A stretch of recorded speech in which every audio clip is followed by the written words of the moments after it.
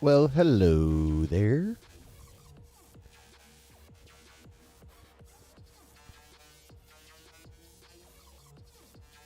Willkommen to the basement.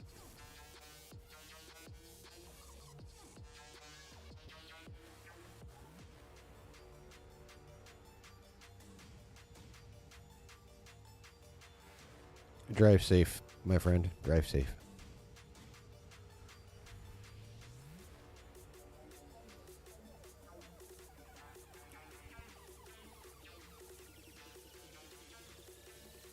I hope everybody had a good week.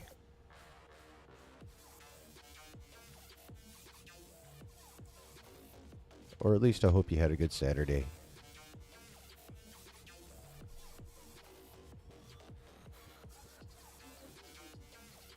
It's been interesting. Interesting news has come out. We possibly have some finality on some stuff. Just super ridiculousness over at a certain studio. It is a bit redonk.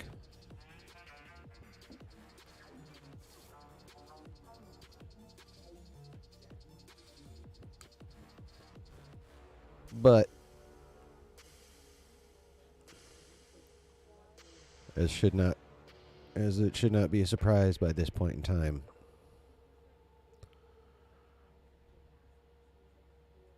I shall again remind you that we've made it through the week, and now it's reward time.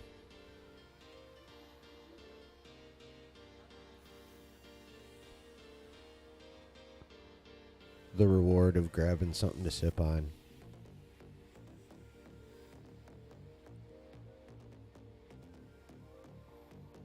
Lighting something to smoke on.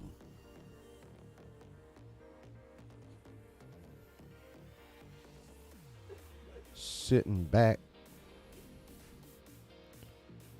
Relax.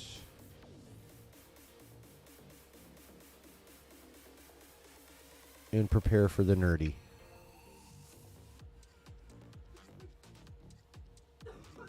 Because you've made it. It's time, once again, for the Saturday Night Chill.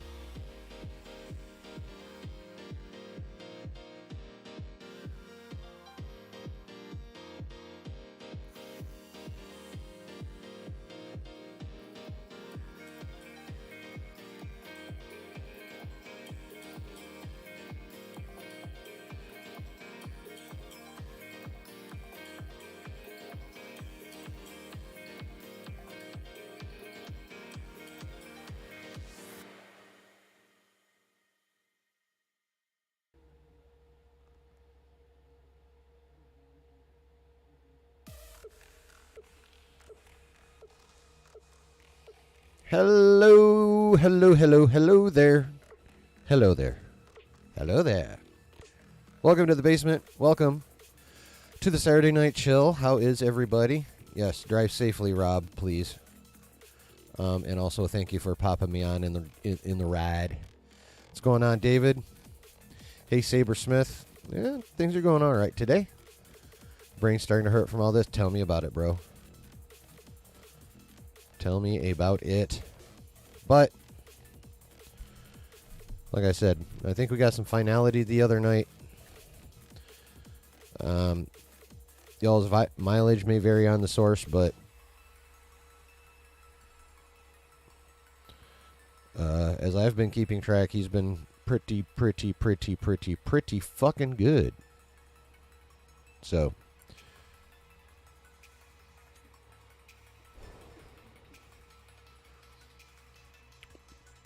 and yes, for whatever fucking reason, I'm.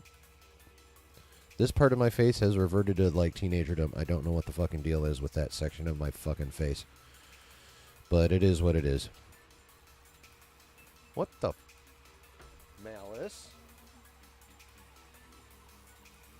Get off, daddies. Everything. Get. I love my cat. He's a really good boy most of the time. No climbing daddy stuff, please. That includes the desk. Do you want to be on the internet that badly, buddy? Is that what's happening? Because that's what's going to happen. You're going to help me entertain, bro. All right. Come here. Asking me shall receive. Oh, good God. Ugh. Ugh. Look at this freaking beast.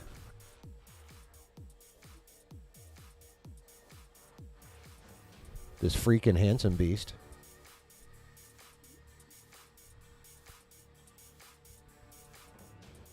You're snowed in, Saber? What the fuck, bro? Where do you live? Do you live in Buffalo? Is that why you're the Sabersmith? And how nervous are you for tomorrow if that's the case? Because I'm a bit nervous for my Lions tomorrow. I'm not going to lie about it. Is this what you wanted, Malice? Did you want some cuddles? We done? We good?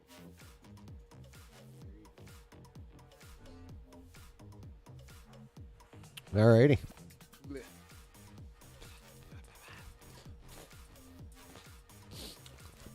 Cat hair.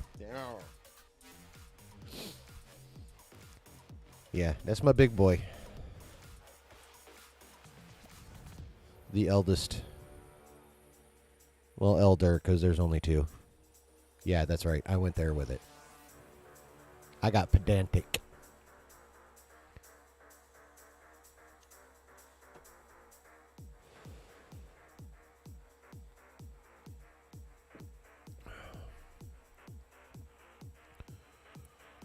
Well, dude, I'm glad I can, You're in Tennessee, you have solid ice everywhere. Well, yeah, that'll shut you guys down for sure. I spent a few months in North Carolina one winter, and, like there was a, they had some kind of snow/ice storm or whatever, and my work calls me and they're like, yeah, you don't need to come in tonight. We're shut down. I'm like, fucking A. Okay, cool. Now, mind you, I'm from Michigan, if y'all don't recall this. So I'm like, well, fuck. And this is when I'm working third shift, so I literally have nothing to do all night, and I'm wide fucking awake because I was about to go to work. So I'm like, all right, I'm going to go rent a movie. This is long enough ago to where there was still Blockbuster. Okay? This is like 1996 when this happened. So I hop in the ride and I start driving, and I'm the only thing moving in this entire town. Like the only thing moving. So I'm driving, get to the plaza with the Blockbuster in it. And of course, like everything's dark, Blockbuster's closed. I'm like, what the fuck? Then I remember where I'm at. Like what I was experiencing, if it happens in Michigan, it's a Tuesday. Whatever. So I'm literally the only thing moving in that entire town. To the movie store and then back from the movie store. It was kind of funny. Frustrating because I wanted to rent a fucking movie, but it was also funny.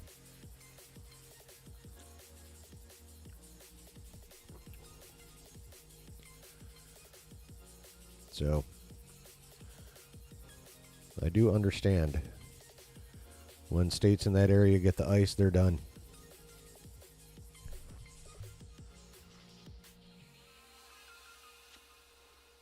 Although I feel like it's been happening more and more lately, and y'all still aren't prepared. I'm just fucking with you. That does suck, though. And obviously, I've been snowed in a few times just living in Michigan. It's no fun. I'm glad I'm here to help. I'm glad you find me helpful, I should say.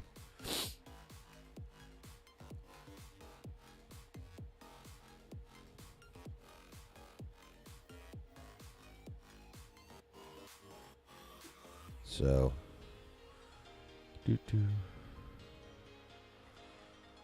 hey, Alan, how are you tonight, man? So, outside of being snowed in, like, how was the week previous to the ice storm?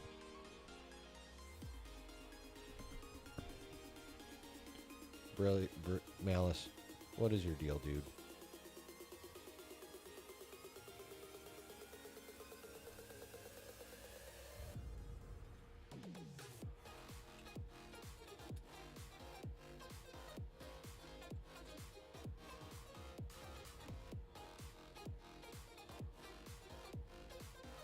Really, we're gonna go like this.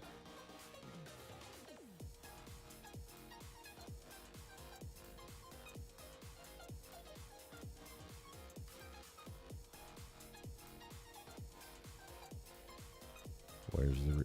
That's it.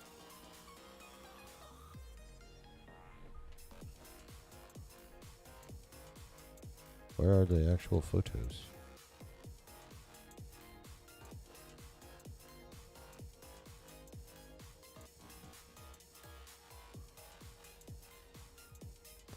Daily Mail. Okay. Yeah, I'm trying to find some pictures and shit.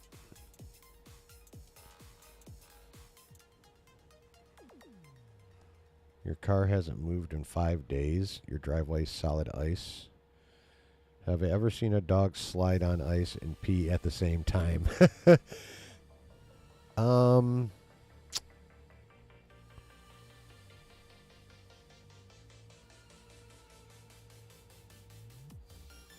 Like if you're talking like slide, like in motion sliding like this and peeing, no.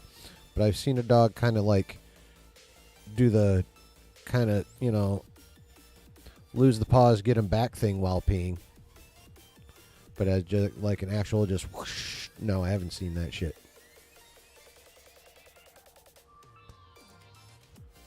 All right, Brooke. Hey, man. Life is gonna life, bro. I ain't mad at you. Shit be happening.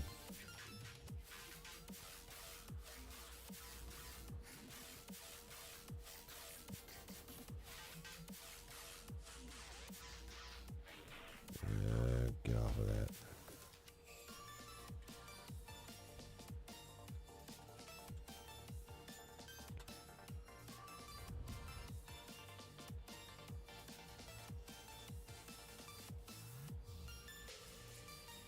All right.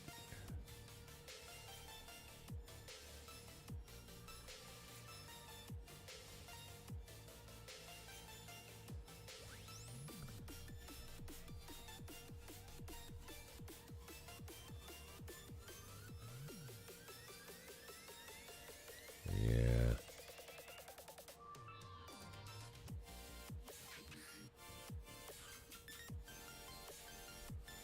Okay, yep.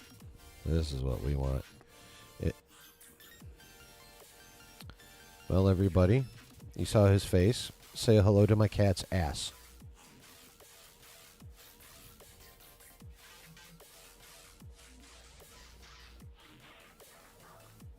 All right, cool. Cool. Cool. Don't need that one. Get out of there. All right.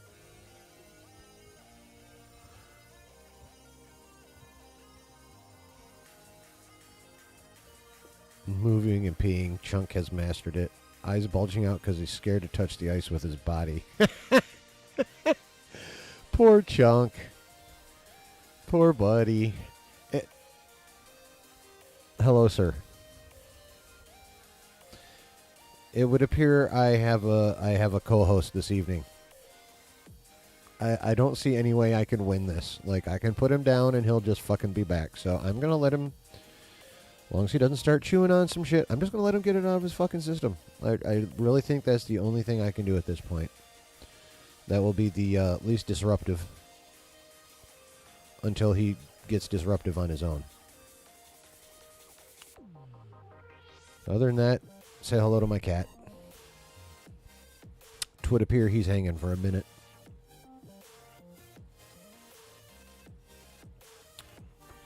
You are a handsome devil, though, buddy. You really are. Looking at you in my feed. Yeah, I don't have to look over my shoulder at you, motherfucker.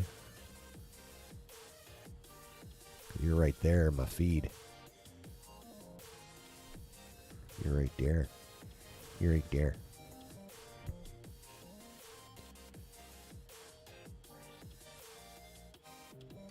So... oh, look what you did to my monitors, bro. It's your chunky ass. Alright, there we go. That was... what's happening? No. Nope. Okay. No, when we start playing with headphone cords, we're done. Skedaddle.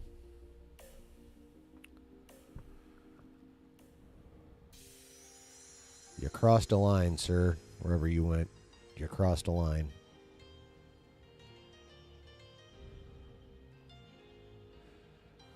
Alright.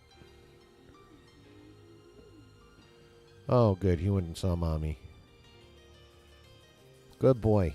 Go snuggle with Mommy some more. Yeah.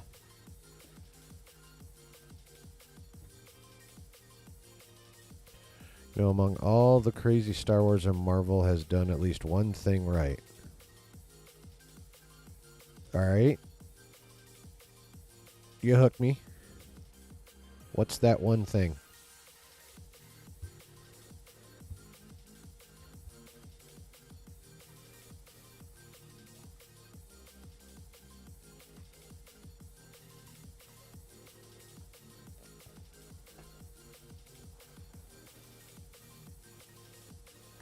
What is the one thing? I am quite curious at this point.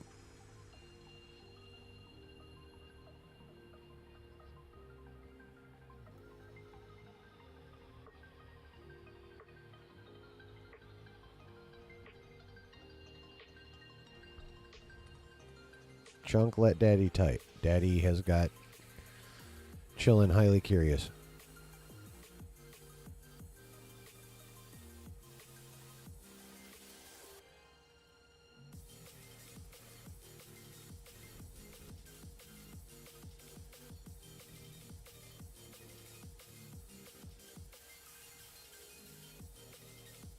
Well, we got a little bit of this and a little bit of that tonight.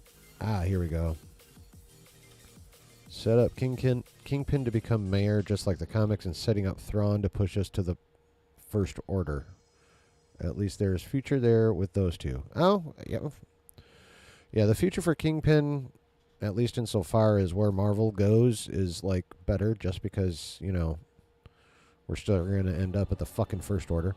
But, yeah.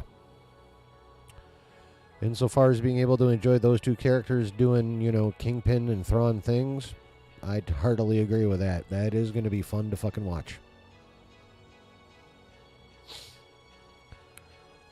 And we do have Star Wars news to talk about tonight. We also have a little bit of Marvel Studios news and a little bit of Sony Marvel news.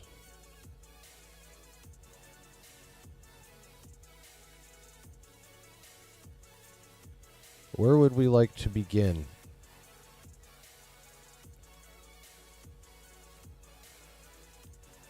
Marvel Studios, Sony Marvel, or Star Wars?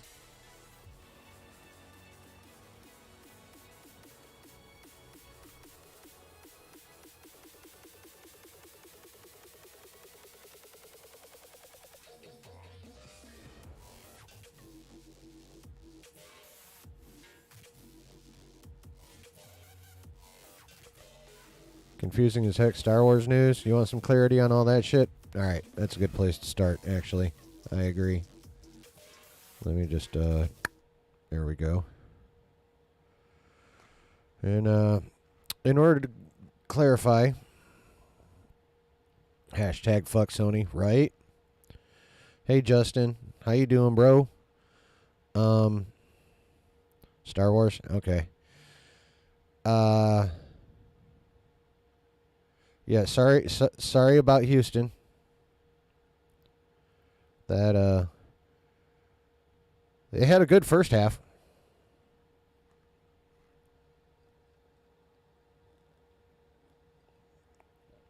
They had a good first half.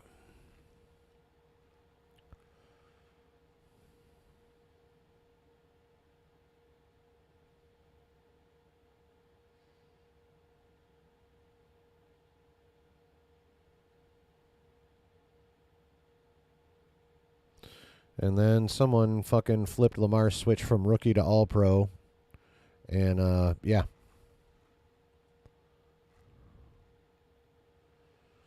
See, that was a problem. Someone had him on the wrong setting in the first half. I mean, because we all know that motherfucker's a video game. Watch him. And I mean that in the most complimentary way possible, because holy shit.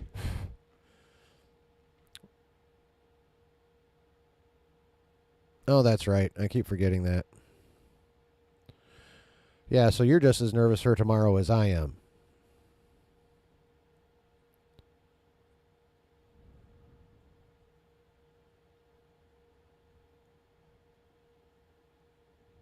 Yeah, I know my wife definitely wants the Chiefs to win tomorrow.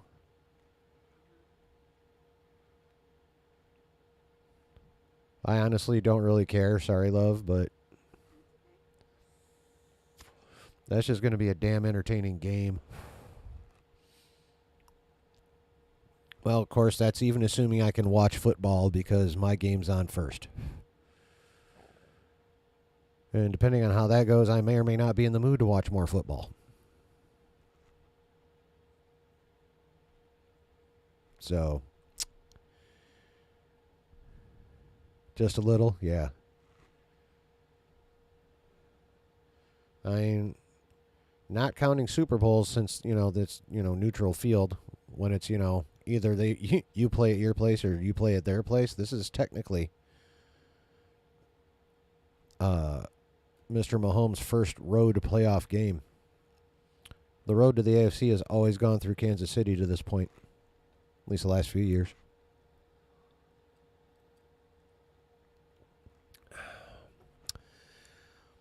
Now it's going through Baltimore.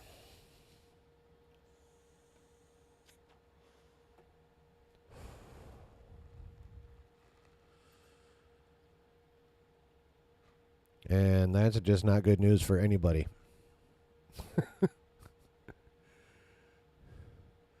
I don't care who wins tomorrow night. I just want whoever wins to upset Baltimore.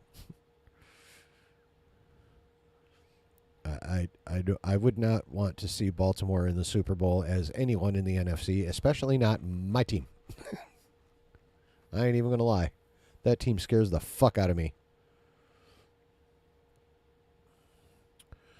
Oh, I'm not going to let them ruin my Super Bowl. I just may not feel like watching any more football tomorrow evening. Well, I'm totally watching the Super Bowl, if for the Deadpool 3 trailer, if nothing else.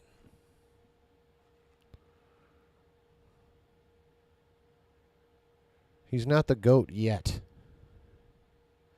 But he is definitely on motherfucking track. That can't be denied. Dude is definitely on the GOAT track. The GOAT path. He is definitely on the GOAT path. There we go. Yeah. GOAT path. That's what he's on. Saber, at this point, I don't care which movie comes out. Just give us a movie. And don't screw around with Mando and Grogu. Get back to basics of teaching the kid to bounty hunt. I don't feel that is too much to ask. I mean, I can't argue with that. I think they're going to go a little bit bigger. like just so it, there is a tie-in to the Filoni crossover later.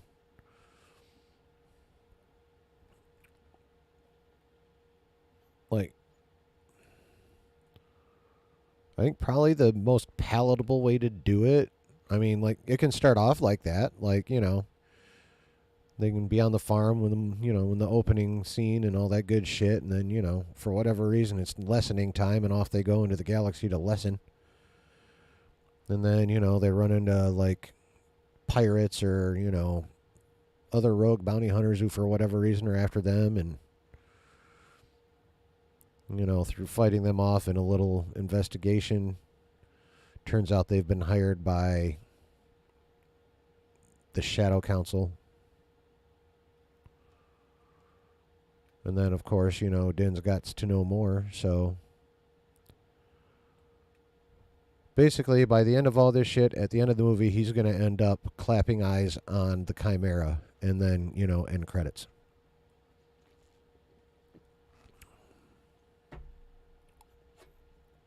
Or something along those lines. I think that'd be a good way to do it. That's how I would do it. Self-contained adventure that ties in at the end. Done.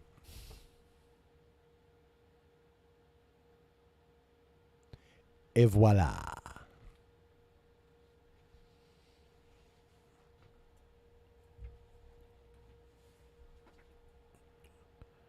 That's just me.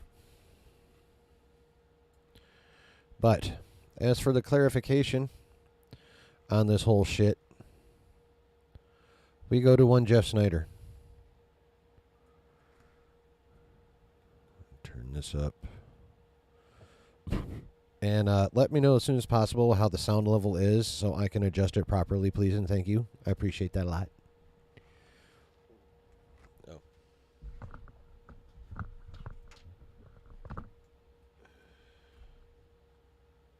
I need mines for this.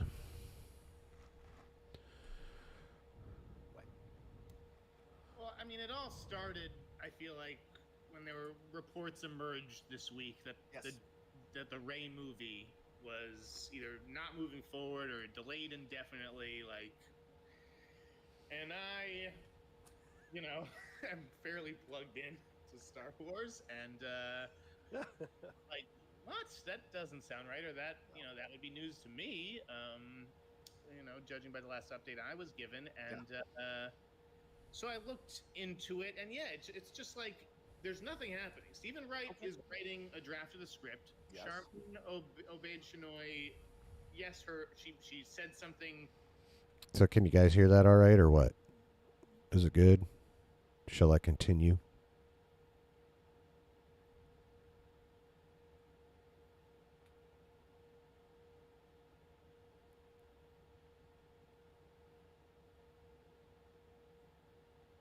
Yes, no, maybe so.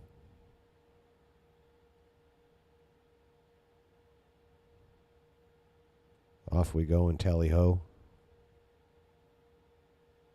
All right.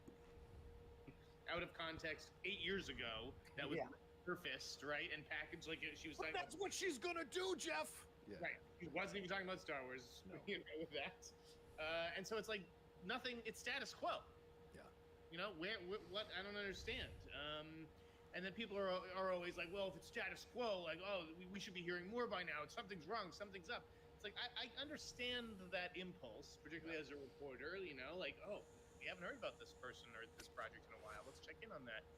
Right. But I'm told, that nothing major has happened on that movie. So wait, let me stop you there. So there is no delay on the Ray film at all. It's not been indefinitely delayed. Stephen Knight is still writing the script. Charmin Obaid Chinoy is still directing the movie. Daisy Ridley is still in the movie. And there's just hasn't been all these rumors, all these reports you say are not true right now.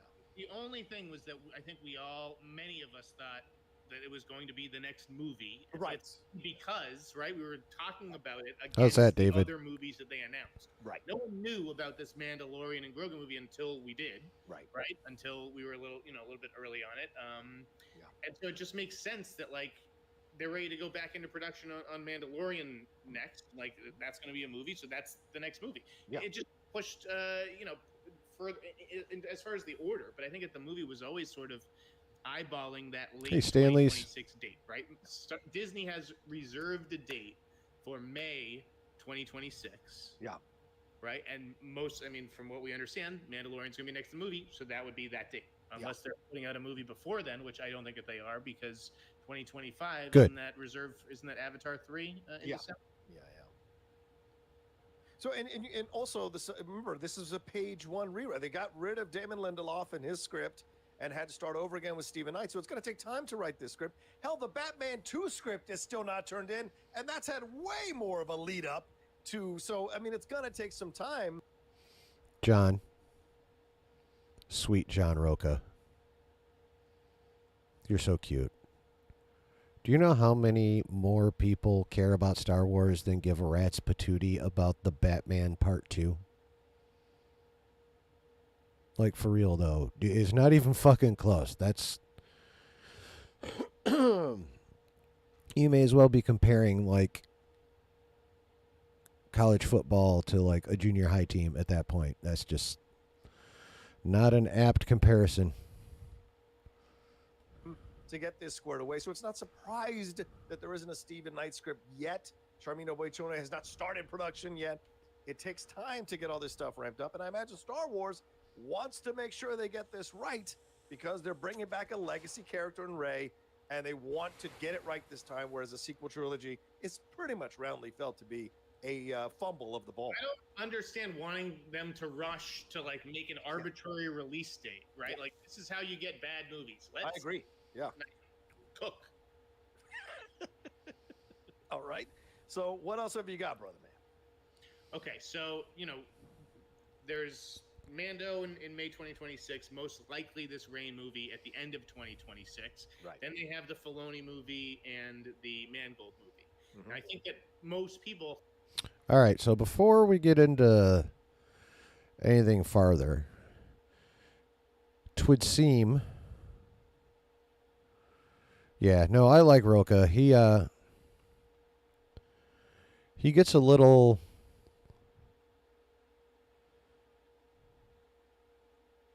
He can get over the top sometimes, but yeah, I love me some Roca. I also love triggering me some Roca, which I've done in his chat and on Twitter before because it's kind of fun. But, or actually in his comments more so than his chat. But yeah, no. But yeah, so turns out that this is situation normal. Knight's still working on a first draft because he didn't get to start it till a little bit before the strikes. And now he's finishing it. And it has long been news that Jon Favreau had season 4 of The Mandalorian written before season 3 even hit our screens. So they have that they can work off of. It's not like they're starting from scratch on The Mandalorian and Grogu.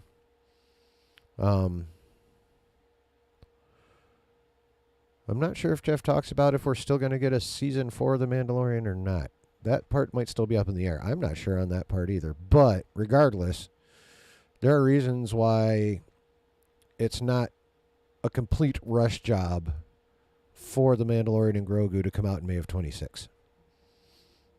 Thought that the Filoni movie was going to be after the Rey movie, but from what I understand, from what I gather, I think Filoni is going to be busy dealing with all the Star Wars, just like the whole universe. Yeah. He still has to write season 2 of Ahsoka, so I have a feeling that Filoni's movie is going to be after Mangold's movie. So you can count on if 2026 has 2 Star Wars movies, then you can count probably on Mangold in 2027 and Filoni in 2028. Wow. So that is what I understand. Well, shit.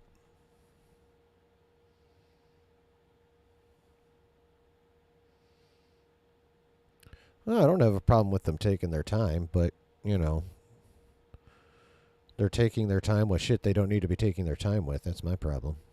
Understand that the current calendar to be, and there could be, other projects that sneak in here and there. I mean, so the other big part of it was the Sean Levy stuff. Yeah, right. let's talk about that. Oh, yeah. Sean Levy, we know, is developing his own Star Wars project, although no one really knows what that is. Right? Okay. That is, Yeah. we're going to keep under wraps. Well, I'm told that that project does have an element. I don't know if Rey is front and center in it, but Rey is a character in David O. Russell. Sean Levy's movie.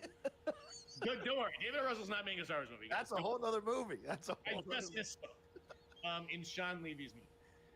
Really? Now, is it Daisy Ridley's Rey, or is it an older Rey? Right? We've Ooh. heard those rumors Right, back in the day about maybe Helen Mirren being positioned as an older Rey. So I don't know if Sean Levy's movie, if A, Rey is the lead character, Yeah. or B, if Rey is Daisy Ridley age, or if she's, she could be someone in her 40s or 50s, or someone who's 70 or 80 like Helen Mirren. Right. I don't know. So the tie in there is that, like, yes, Charmin is still on board. Yeah. But you know how Lucasfilm goes through directors quickly. True. This hire has been questioned, right? She doesn't have a ton of experience. Right. And so if it does, for whatever reason, go sour, and she, either quits or is fired or whatever, if for whatever reason she exits the project, depending on scheduling, because again, Sean Levy is one of the busiest people in Hollywood. It took me like 3 minutes just to scroll down on his fucking IMDb with all the projects that he has in development, because he's a producer as well with 21 Laps. True. It's my understanding that Sean Levy could either slip in to direct that movie, or Sean Levy's movie sort of becomes the next movie, or maybe Sean Levy's movie could be folded into Charmin's movie. I don't know. But, like, he's clearly interested in exploring Rey and that stuff. And so if the Rey movie suddenly needs a director, depending on scheduling, he may be the guy they turn to, since they're already in business with him. And he is going to be wrapping up Deadpool 3 relatively soon. I mean, that movie's coming out in a few months. Yeah. This makes my head hurt. Okay. So, is 12.5 mil for Daisy to come back too much, do you think, or is that a normal amount? I'm going to say it's a normal amount, and that's because I already watched this, and Jeff actually speaks to how much she's getting paid and why it is what it is. Can't lock down a date because they have too many plates spinning, says the Sabersmith. Yeah.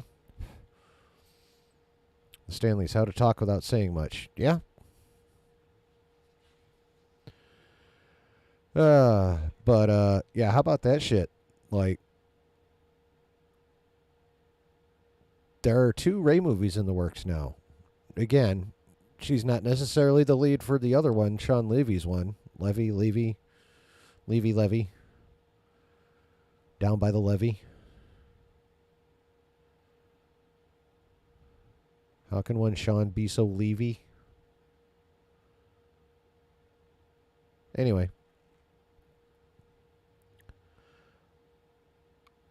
Like, I have zero problem with Sean Levy doing a Star Wars movie. I mean, if the Deadpool movie is as hype as all signs are currently indicating, I'd love to see what he can do with frickin' Star Wars, bruh.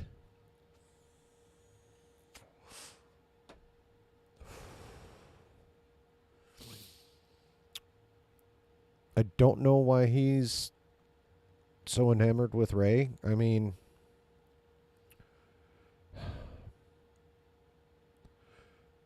like, the ideal situation is Stephen Knight actually finds a way to make that character respectable.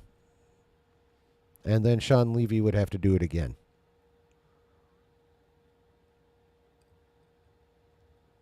And considering how she was already been written, that ain't going to be easy.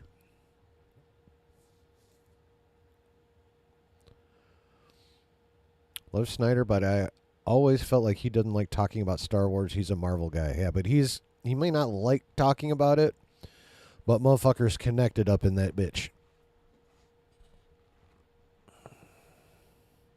And he knows he has to, especially now with him basically trying to make his living off his own newsletter. So at this point, he has no choice but to talk about anything Star Wars that could be significant. If he wants to, like eat and pay rent and shit. But yeah. And Jeff does have a point. They do go through directors. And Ms. Obeid Chinoy is already highly unpopular amongst the public.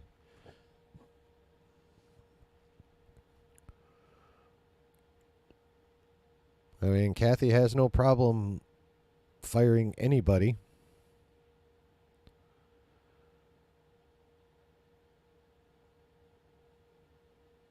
And obviously Jeff is correct in saying schedules permitting, but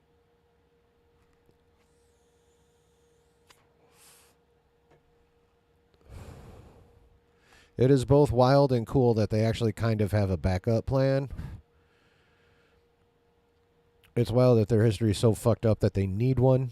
Most times, most people are just like, hey, let's do this movie. Okay, yeah, sure. And then, they do the fucking movie. Especially in massive IP. But, not the case in Lucasfilm anymore, so let's see what other tea Jeff can spill upon our domes here. Because what you're telling me is there might be two competing Rey films. I'm not saying that Sean Levy's movie is a Rey movie. I'm saying it involves Rey. Yeah, okay, fair, fine. There's two competing films that might have Rey in them. How about that? One leading, one maybe a smaller part that she's playing. In the franchise, yeah, I mean, yes. So, but first of all, that's a hell of a step to take with a character that came out of a sequel trilogy a lot of people didn't like. I liked Rey in the sequel trilogy more than Kylo, but I know a lot of people prefer Kylo over Rey. I get.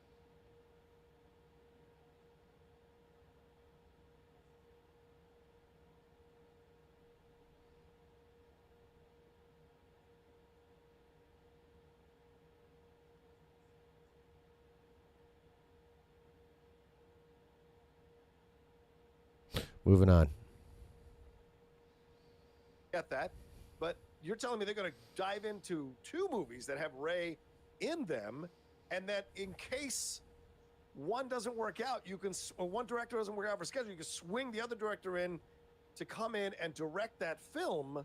Is it going to be directed off Stephen Knight's script? And is Sean Levy going to want to direct a Stephen Knight script?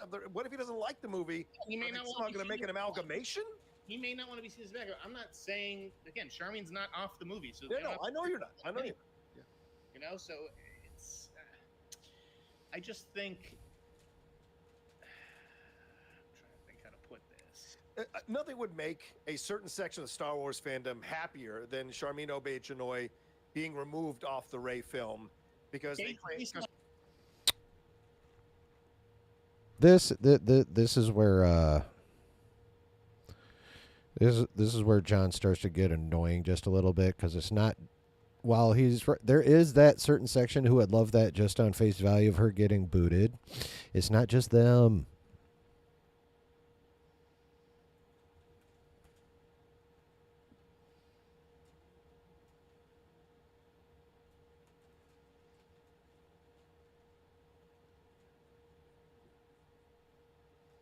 So he's doing that fucking annoying ass broad brush stroke. Yeah, I know.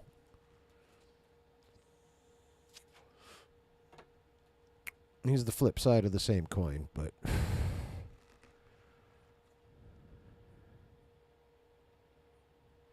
yeah, anyway, like just don't do that shit. That's the mistake Lucasfilm made in the first place, was going broad brush like that.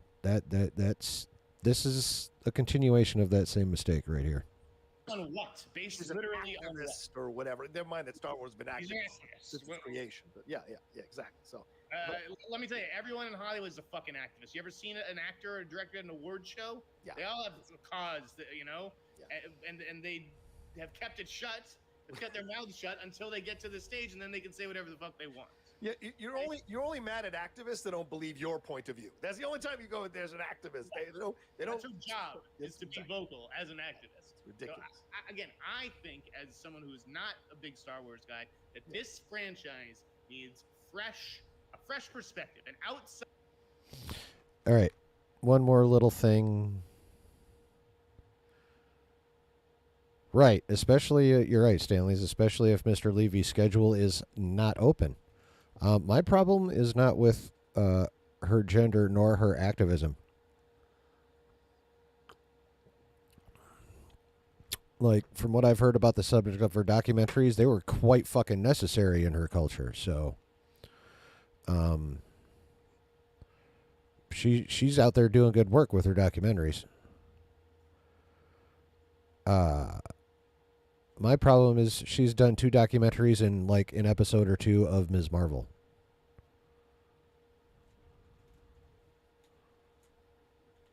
Like a Star Wars film, even in the state this franchise is in, or actually, especially because of the state this franchise is in, is not one you give to a rookie.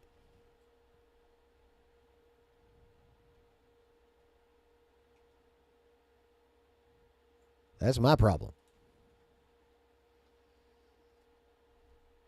I don't give a shit what's in her pants. I don't give a shit what she believes and is hyped for.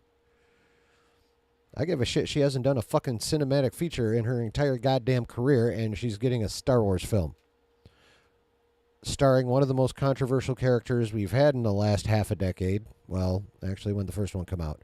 7 years.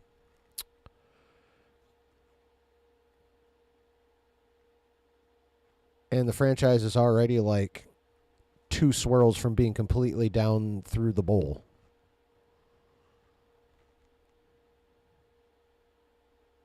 That's just not who you hire for a movie of that significance.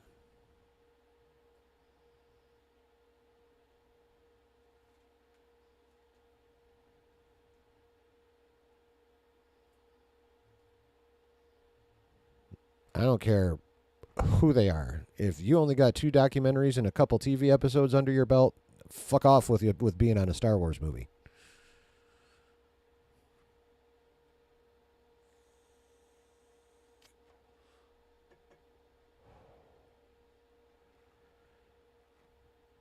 Hey, Quest, how you doing, man?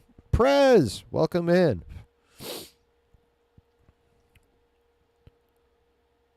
Y'all just missed the rant. Now you'll have to watch it on the replay. By the way, did everyone hit like? As usual, I'm almost an hour in before I fucking ask that. And I keep meaning to make it part of my fucking just music and voice intro, and I always forget to do it there too because, well, I'm me and I forget shit all the time.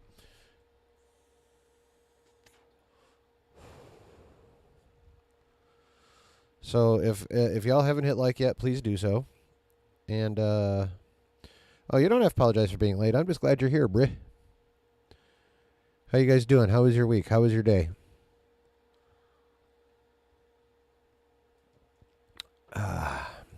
Having a pretty decent night. We're talking about the wars in the stars that happened very far, far away a long time ago. Or the ones that are going to be happening on our screens. And when.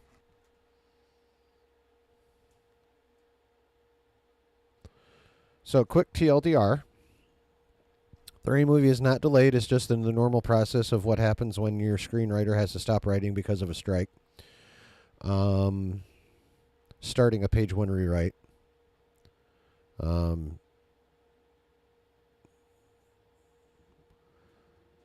So the long and short of it is we're still going to get the Rain movie. You recognize that video? Yeah.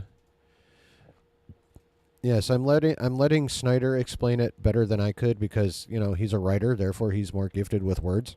At least he's supposed to be. So, excuse me.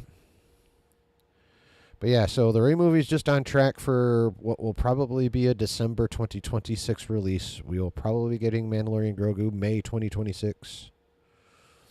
And then it has been postulated that because of the necessity for Ahsoka Season 2 to be written, plus all his other responsibilities, we will probably get the Mangold movie after the Rey movie and then Filoni's movie,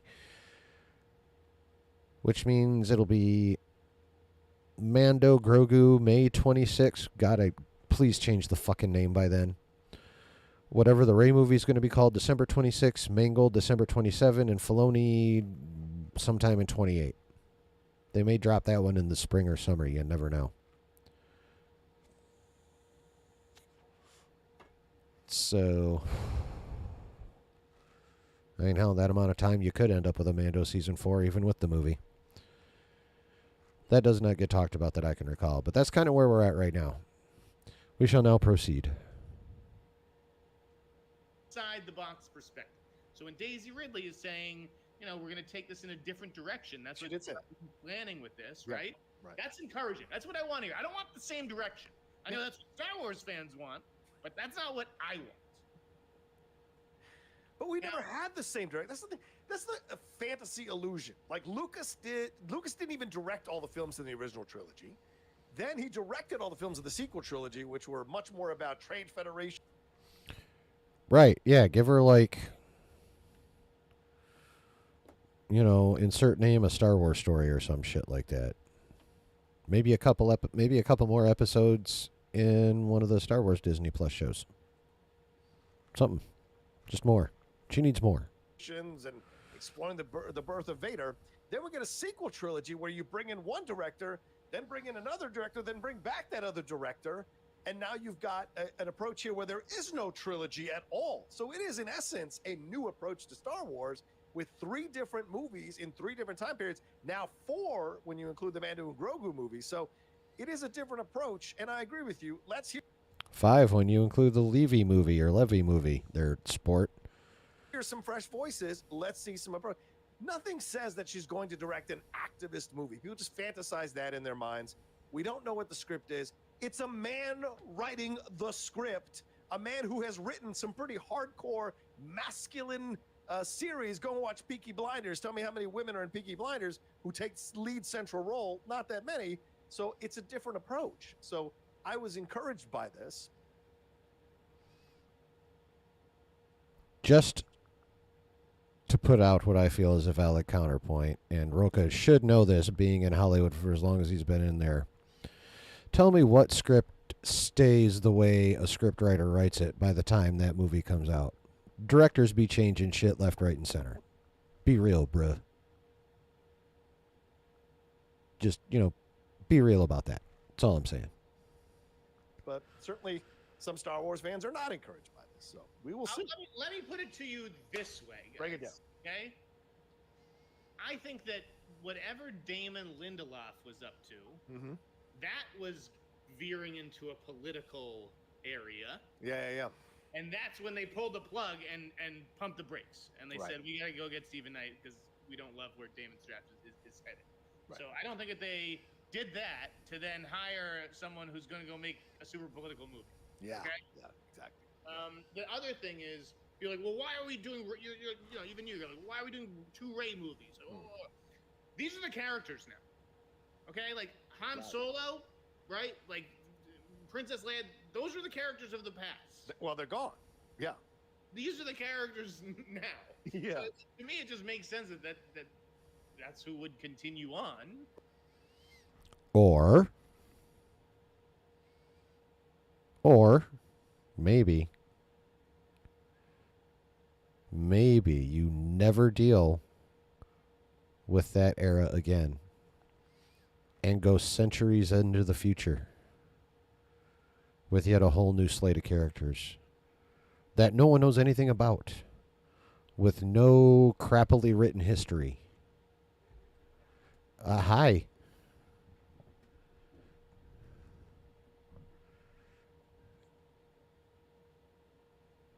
You all right? You good? What are you doing? As long as you don't chew on shit, we're cool. Yeah, you can relax. I don't care. Have your ass on the internet. Doesn't bother me. But, the hell was my point? Loads of women in Peaky Blinders, and oh yeah, no, there are, and they're fucking badasses too. Like there's very little character wise. There's almost no fluff in Peaky Blinders, no matter who they are. Pretty much, yeah. Directors do change stuff all the time. Do you like what Snyder's saying? I mean, yeah, no, he's making valid points, but they're just not covering everything. And who's to say that their problem with Lindelof's direction wasn't the fact that it was political, but it was the wrong direction, or was not political enough. Like maybe he was trying to be apolitical. You know, we don't know, and I'm not saying it's any one of those three. I'm just saying there are more possibilities than what are being spoken of on this podcast. That's all I'm saying. Right.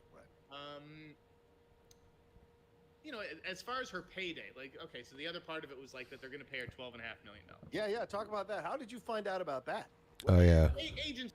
Let me scroll. Who was asking about that, Shiz? Stanley's. All right, here you go, Stanley's. This is your part, buddy. You know, just because he writes it doesn't mean they don't throw it away. Yeah, true. Something fresh and different, maybe part of Star Wars we haven't explored it. Yeah, well, that's what I'm talking about. Like, just this part bombed. Accept it and move the fuck on to much farther in the future or much farther in the past. Although,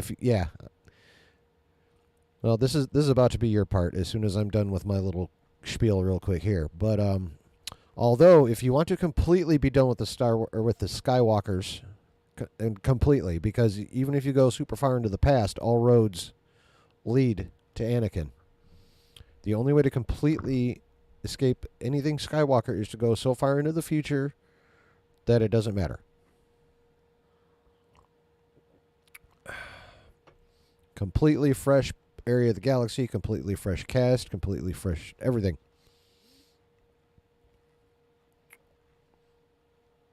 That's what the freshness needs to be. If you want true freshness, that's the only way. All right, here you go. Daisy's Payday.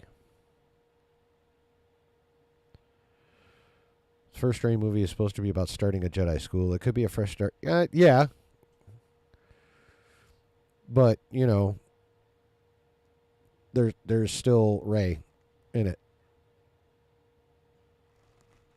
which is going to cause, whether we want it or not, whether we're going to be part of it or not, the discourse surrounding that movie is still going to be complete ass leading up to the movie, while it's in the theater, and after. Well, the movie is just going to generate a bunch of shit, basically. Just its existence. Whether we like it or not, whether we think it's justified or not, it's going to fucking happen.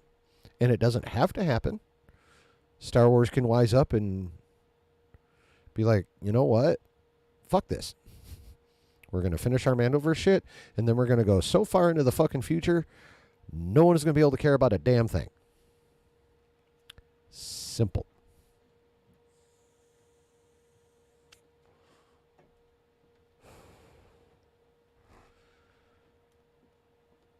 Anywho, to why... That was weird. Okay. I hate that. Oh, the discourse? Yeah, I know.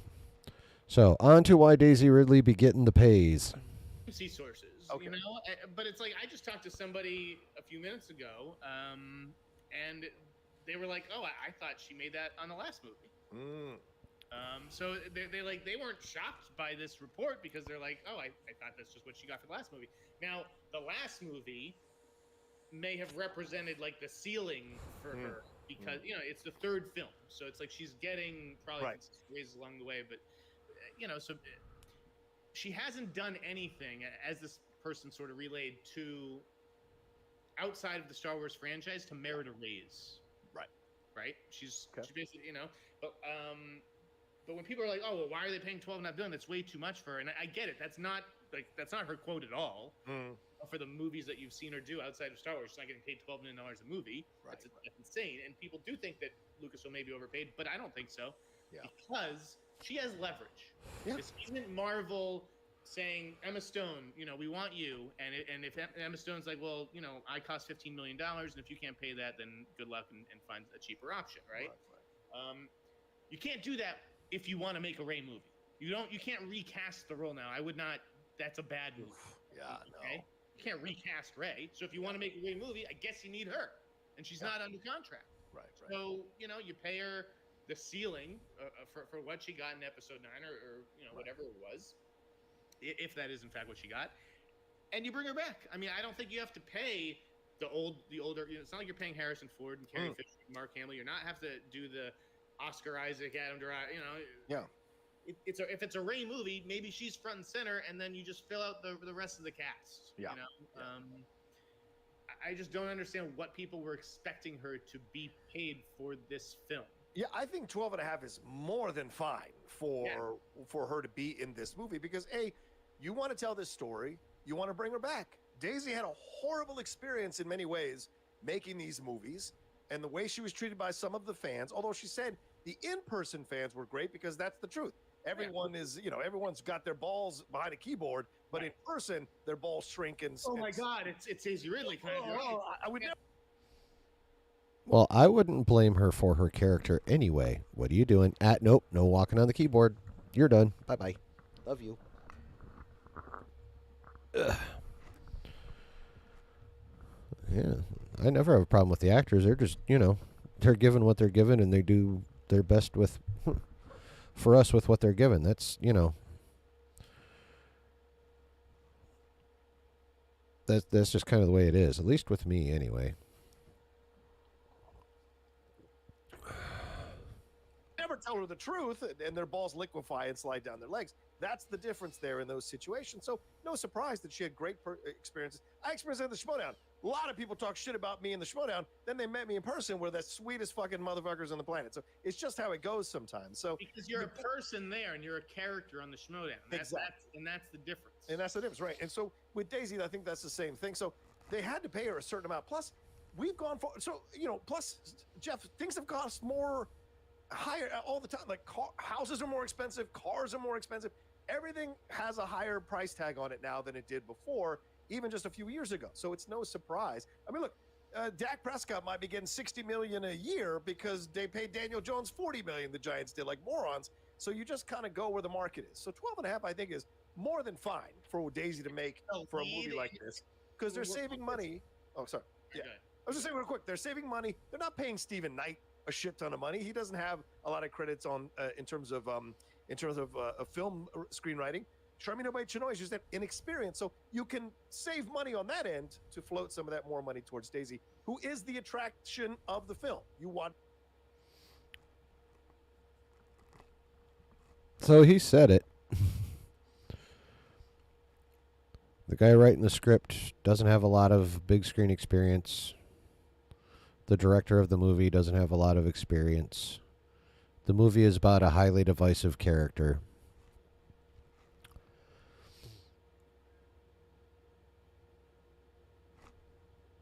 Is there anything anyone can add to that list to actually make this movie a fucking good idea?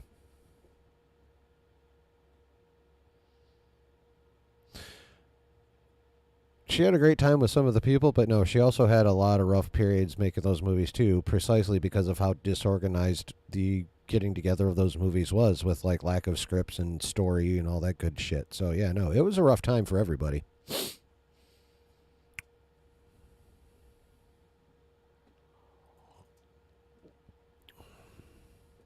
No, you're dead on with that, Quest. That's why I don't blame Daisy Ridley for Rey. I blame Abrams and whoever wrote that fucking script. I don't blame Moses Ingram for Reva. I blame Toby Harold. I blame Favreau for Book of Boba Fett and Mando Season 3, although Kathleen was pissing him the fuck off, so I mean, integrity demands that you still put out a good product, but, I still get it.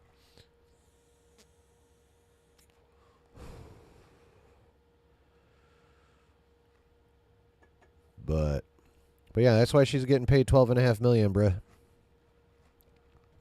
To see the Right, Ray film. she's the lead. It's not episode whatever.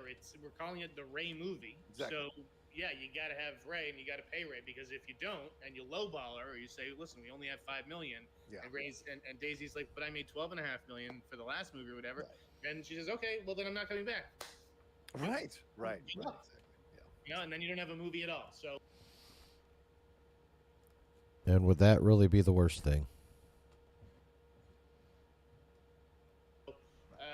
Again, I don't understand what Star Wars fans have been freaking out about. I get that there was a divisive reaction to Rey, but I think what you're reacting to is not her or her casting. Hello, Jessica Wolf. Welcome in. You're reacting to the way that she's used in that story and the direction the story's going, which has really nothing to do with Oh, yeah, me too, Quest. Me too. I thought she was damn good in those 3 movies. I think she's a fantastic actor. Veeds, what's going on, brother? I saw her in The Marsh King's Daughter. I thought she was good in that, and I'm looking forward to her movie that comes out at the end of the month. Sometimes I think about dying. I mean, they're not commercial movies. They're not the kinds of movies that do well at the box office or trend on social Veed is on the way to work. Oh, yeah. Overnight manager. Just focus on doing good work. Saying what's good. Adam Driver was doing fucking Patterson. And the Saturday Night Chill is good. And just focus on building a steady body of good work, and that way more and more top directors will want to work with you. Yeah, remember Orlando Bloom? He came straight out of school to get the Legolas character. What has he done since the Lord of the Rings movies?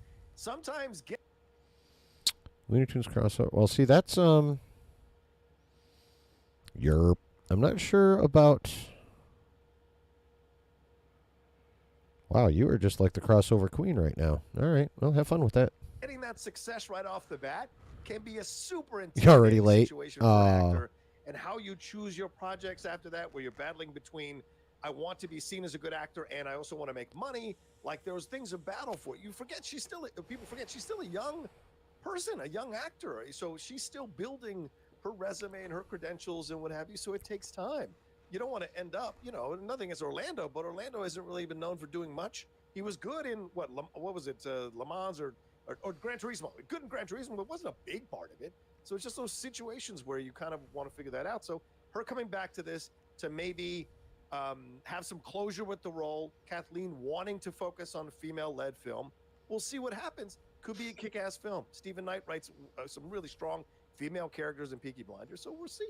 Yes, he does. Right, and like I wrote at the bottom of the story, it was kind of like, when you're an actor, and you hear Daisy Ridley's getting 12.5 million, doesn't that make you be like, call your agent and be like, hey, how come I can't get 12.5 million? Yeah. Maybe we should call Lucasfilm and see if, there's a door open for a return of something. Yeah. And just to clarify real quick, yes, you say Pirates of the Caribbean. How many of you were going to see Orlando Bloom in Pirates of the Caribbean? How many of you were going to see Johnny Depp or Keira Knightley? That's the difference. And Kingdom of Heaven, no one went to see that. So it's just like, these are the differences when you look at it. But I get it. You're right to point out Pirates of the Caribbean, but that's really a Johnny Depp franchise, not an Orlando Bloom. Oh, yeah, it's totally a Johnny Depp franchise. What else Star Wars news-wise did you dump in this newsletter, man, that you can talk about? I mean, I think that was pretty much it. Okay. Yeah, I just think, I know that Lucasfilm is under a lot of pressure right now. Yeah. I think that's probably why they went with the Mandalorian and Grogu movie. It's a bit of a safer option, and it gives you a chance to sell merchandise. Like, right. What is the merch of the Rey movie? I don't know because I don't know what the Rey movie technically is, but I'm sure they want to sell more Baby Yoda plushies and shit. So.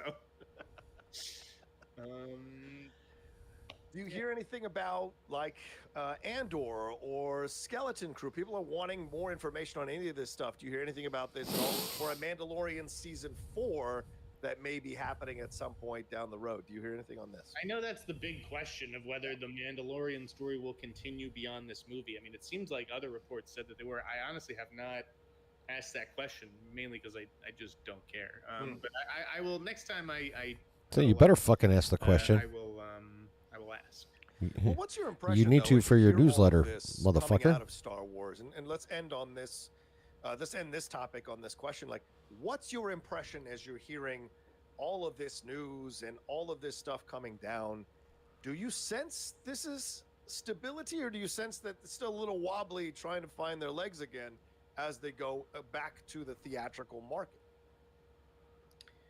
I sense it's still a little wobbly. Okay. No, I think it's still. I think you're just constantly like second guessing yourself. You know, in that position where it's like, is this the right way to go? Is this what fans want? Is this, you know, I don't know that it's like a clear vision, but to be honest, I don't think any of these. I don't think that is possible. Okay, like we'd like to believe that it is. But Marvel has not been like that. I mean, maybe the movies were successful, so you didn't hear about as much turmoil, but now you're hearing about it all the fucking time. Right. And I'll tell you that something that hasn't really been reported yet, and I just heard vague whispers, but like, your DC's kind of a mess too. What? Yeah. The James Gunn DC verse you're saying you're already hearing is a bit of a mess? Yeah. A little bit. A little bit. Can you billion projects to do Yeah. there, and it's like seemingly one guy with his hand in all of them. I mean, now you've got two hands. I mean, this isn't even like, this is like Feige. This is more beyond Feige. Yeah, Feige started out slow. It was like, I can name other Hulk. people. Marvel. Yeah, it was like Iron Man, Hulk. Then we'll kind of allude to the Avengers, but we'll get to that a few films down the road. You're saying Gunn is already coming out with like 5-10 different, is already announcing all these films, and it's getting to be a bit much. Is that what you're maybe sensing? A little bit, yeah. I mean, I just don't know how you run a studio and direct a movie at the same time. You don't see Donna Langley directing movies. And I get that DC is not Universal Pictures, but like, And he won't stay off Twitter. Actually, it's Threads he's on, but yeah, it's him and Peter up there, and I think they have a lot. They have their work cut out for them. Well, I wasn't going to bring this up, but since you mentioned the DC stuff, did you see the quote from Rachel Brosnahan this week that made some people get upset in the DC universe about? oh yeah, I forgot about that puppy. We might actually listen to that part. I forgot about that motherfucking quote. I was like, what the fuck? Anyway, holy shit, Jessica, that's a lot of crossover ideas. That's going to require, like, for any of those to actually happen, that's going to require a lot of legal stuff. I'll just say that. I feel like he just chooses not to listen to the real reason people know. Yeah. Oh, yeah. No, Roka's definitely got his own, lensing, as it were.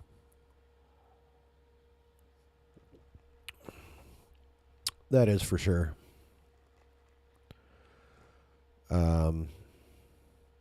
Now, what he thinks off mic, who knows? But on the mic, it would take a lot for him to not go the route he goes. Sci-Fi Quest says, Daisy is an amazing actor, in my opinion. She did amazing work with the role of Rey. Anyone else would not have done as well with those scripts. She was great in Chaos Walking. Just my opinion, guys. Honestly, I have not seen her do anything other than Star Wars. I mean, I wasn't, like, blown away by her performance, but I don't think she sucked by any stretch of the imagination either.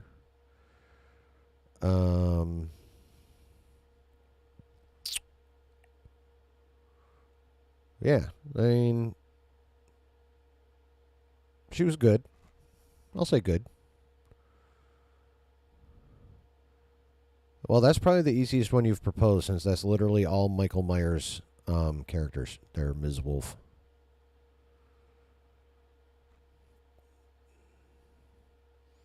Like, that could literally happen with him in a microphone. Done.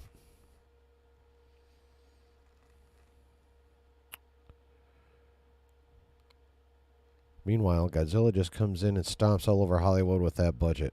Makes me so mad at Lucas. Right? Well, You heard about the little get together that Dave threw at Lucasfilm for that director, right?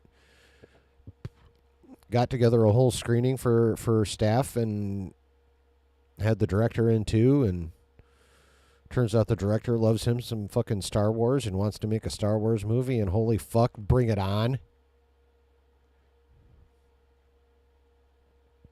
I'll take it. I haven't seen Godzilla -1, but I don't care. I don't think I need to with everything I've heard at this point. So yeah, I'm down. What's his fucking name? I don't remember his name. Alan, if you're still in here, I need you, brother. The director of Godzilla -1.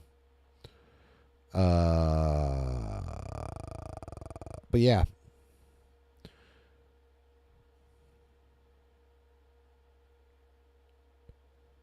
I know. Please let it. Yes, I agree. Let it be foreshadowing. That's for sure. So that's the long and short of it for the Star Wars stuff. The Rey movie is evidently not indefinitely delayed. It's actually on schedule. Or at least as on schedule as it could be. It's where it should be, I guess, is the best way to put it. It's looking like we're going to get the Mando movie in May 26th, Rey December 26th, and then Mangold's movie if it happens in 27, and then Filoni's movie in 28.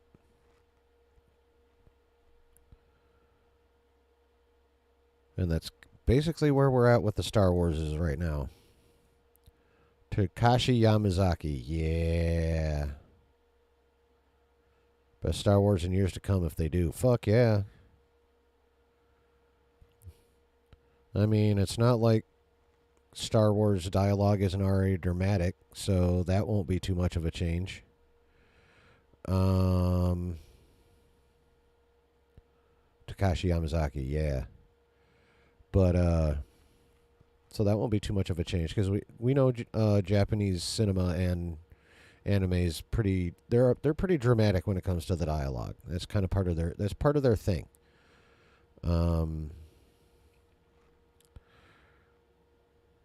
I think that one already exists. There, Jessica. So yeah, that wouldn't really be a change.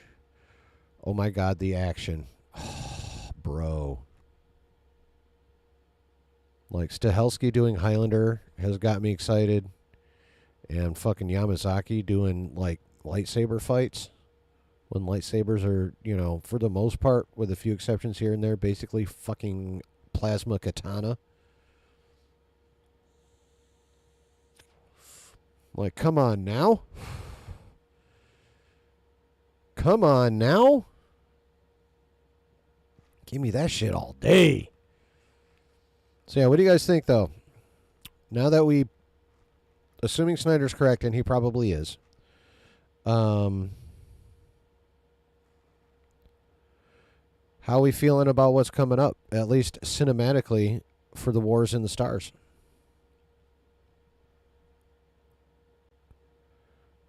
The fuck? Oh, my cat fucked up my cord. Okay, there we go. Yeah, how are we feeling about the Wars in the Stars?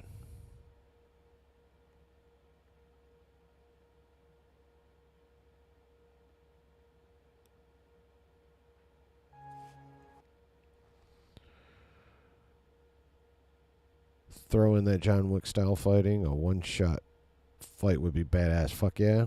After Mando, I don't care. Yeah, I mean, I can't blame you. The John Wick director, Stahelski, wants to do Star Wars 2. Fucking bring it. I'll take a Star Wars movie with like 50 lines of dialogue and, 20-minute fights with blasters, lightsabers, and whatever the fuck else they can come up with.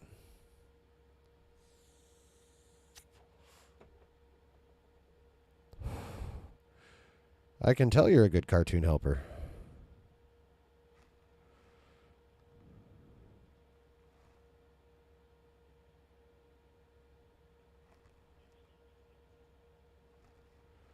Yeah.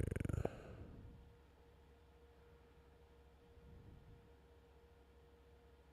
Hell yeah. I will take all of that. I mean, Star Wars is an action franchise. Why not bring in the baddest action directors that are out there? I mean, is the problem that it makes too much sense?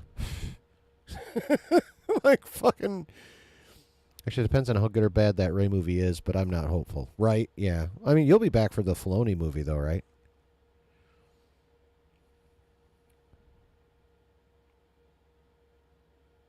You know, just take a break in 26 and maybe 27, because you probably, you know, whether you care or not about the Dawn of the Jedi movie. But you'll be back for Dave, though.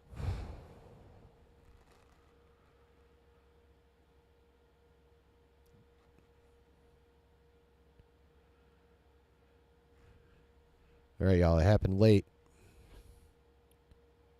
but it has happened. Plus, I got to go number one. So, when we come back, it'll be that's where they need to spend. That's where they need to spend their money. Action, action, action. Yes, I agree.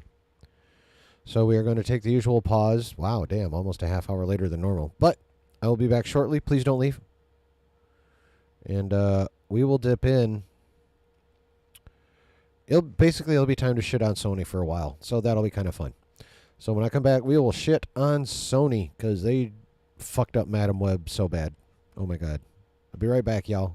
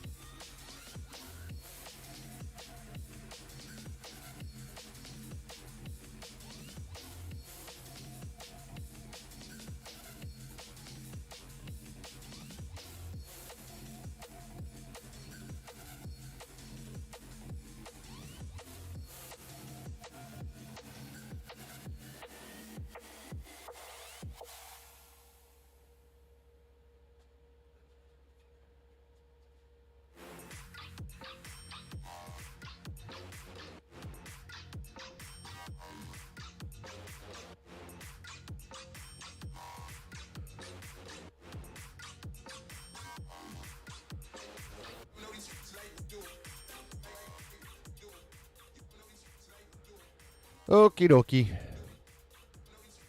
They lost my interest in Mando and Grogu movie when Filoni screwed over Jon Favreau, to be honest. When did Filoni screw over Jon Favreau?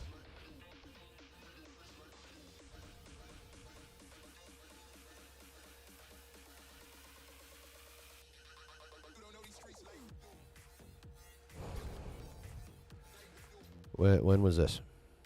I'm not saying I'm not saying it didn't happen. That one ain't in my memory banks.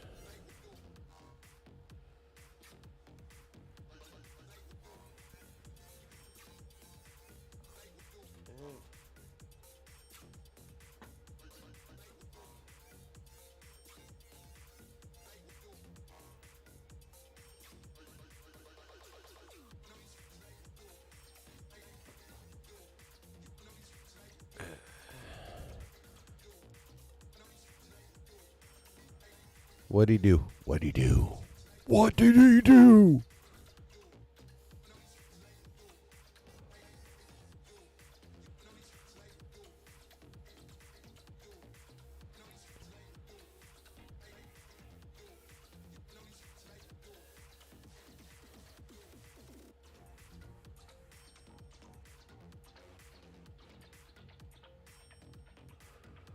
When Filoni announced he was taking charge of it. Which it? Because Filoni's only co-writing the Mando and Grogu movie. John's writing it with Dave, and John's directing it.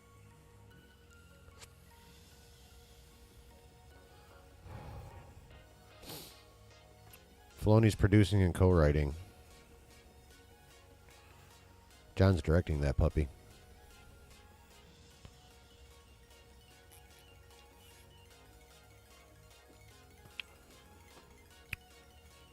Unless something changed. That's the last I knew.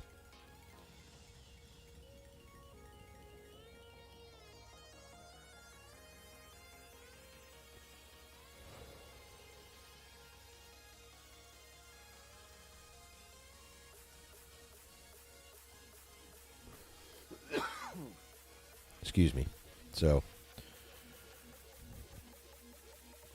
and if you know something I don't, I will definitely go take a look at that shit. Faux show.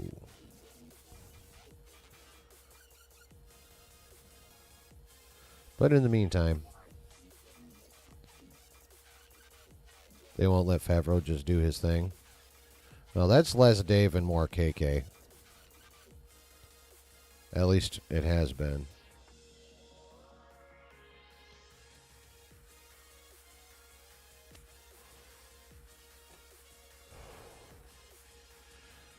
And Dave co-writing it isn't really that big a deal because it does have to tie into the rest of what Dave's doing too, so.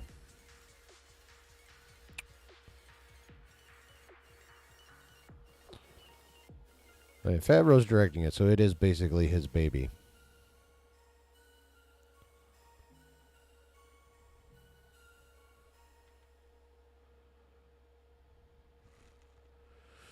All right. You guys ready to shit on Sony for a minute? Kill that.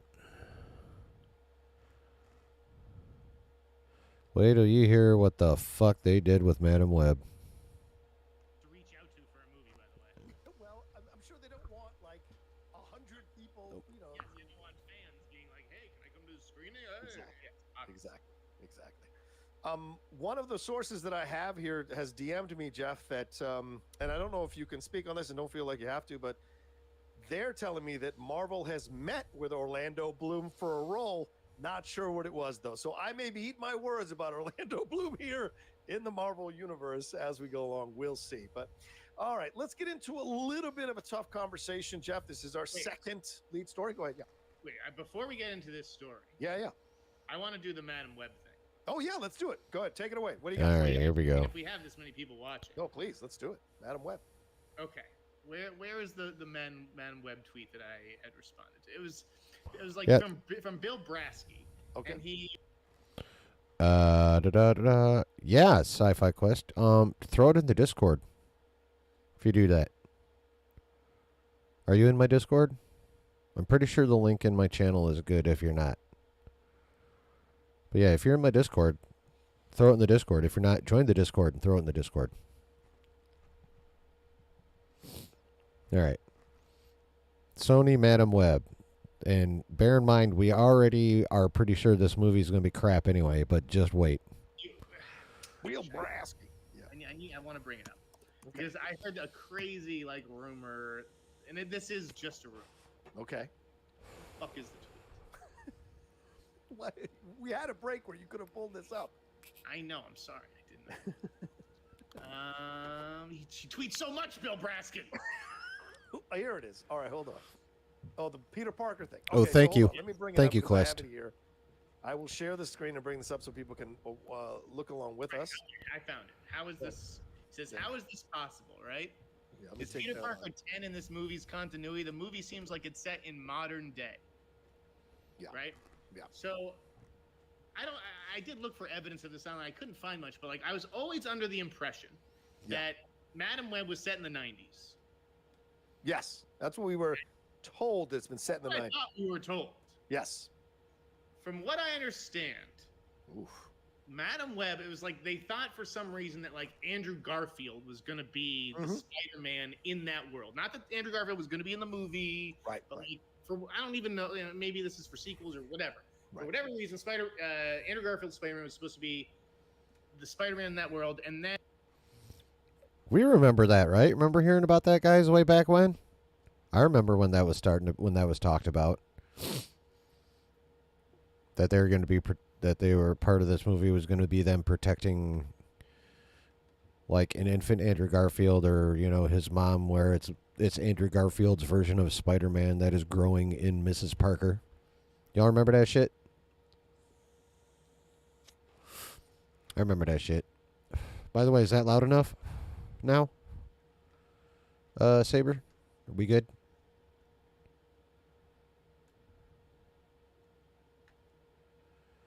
We good?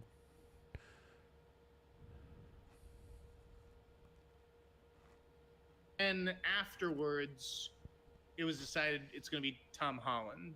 Yeah, Right. Tom Holland Spider-Man. So the point was that the ages, the timeline never didn't line up anymore. Right. Okay, so I'd heard that the reshoots for Madam Web, right, the latest reshoots, which like I thought they were up to something else for that, but Yeah. what I'm told the reshoots were actually to address was to remove all the 90s references Whoa. from the movie because someone fucked up on like doing the math as far as like Tom Holland's age would actually be this, or whatever it was.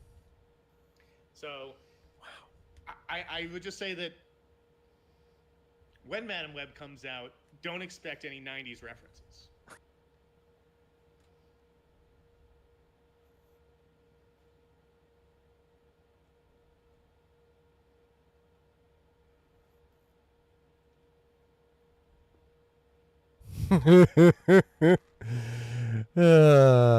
Yeah.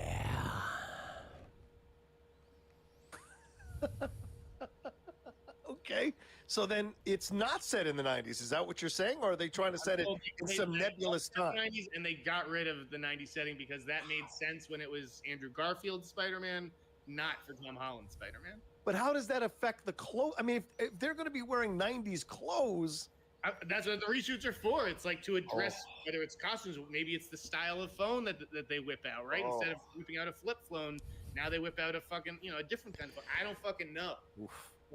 I'm told it was like a real, like someone fucked up, like up high in terms of the timeline and the math. That it was just a simple matter of fucked up math. Wow. On ages. Oof. That's crazy. I mean, all that reshoot for a film that's probably going to tank at the box office. Don't you think? Probably. There ain't no probably, bruh. All that it's throwing good money after bad. Who knows? Sydney Sweeney's last movie tanked at the box office until it made $100 million domestic, right? So I don't know. Anyone but you? We all thought Venom was going to tank, and That's look true. what Venom did. It made $700 or $800 million. Like, Yeah. who fucking knows these days?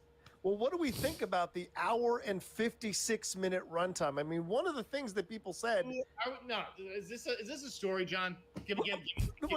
Yeah, let me preface it by saying this. A lot of people said the reason these Venom movies made the money that it made is because they were 90 minutes. You're in and you're out. They're crazy. They're out of control. Tom Hardy is awesome. Michelle Williams is great. Go and see these movies. I love the logic of these people, John. I'm not going to see Venom. I'm not seeing that movie. Oh, it's 90 minutes. I'm going. What? Who thinks like that? I don't know, buddy. I don't. More people than you would think, Mr. Snyder. It would seem. More people than you would think. They'll be like, oh, okay, sounds kind of interesting, but I don't know how long I'll be able to put up with it. Oh, it's not that long of a movie? Okay, I can probably tolerate it for that long. Let's go see what it's about. It's actually not that big of a stretch. Oh, look who's back. Hi, sir.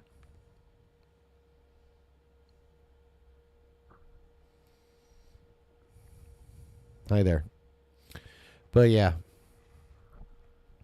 No, but people are still trying to figure out how that movie made $800 million, for God's sake. So that was one of the things. So do you think this is a weird situation of a 2-hour Madam Web movie when it already seems like this is going to be terrible? Madam Web movie? It's almost like movies are supposed to be 2 hours.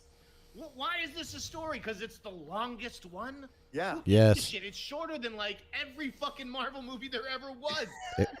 What? Except the Marvels.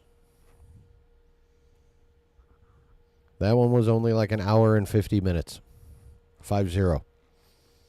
Why is this a thing? Why do fan sites give into garbage? You guys want to keep reading these fucking bullshit comic book sites that have to come up with garbage to get you to keep clicking? Be my guest. Sign up to my newsletter and you will cut through all the bullshit. I will tell you the pertinent facts that you need to know. All right, Get damn it. all. No playing with Daddy's headphone cord. Come here. You can do this. No. You cannot play with that. Come here.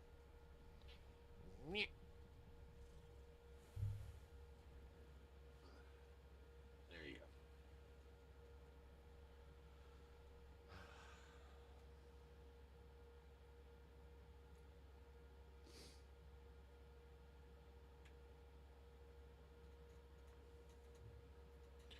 There we go.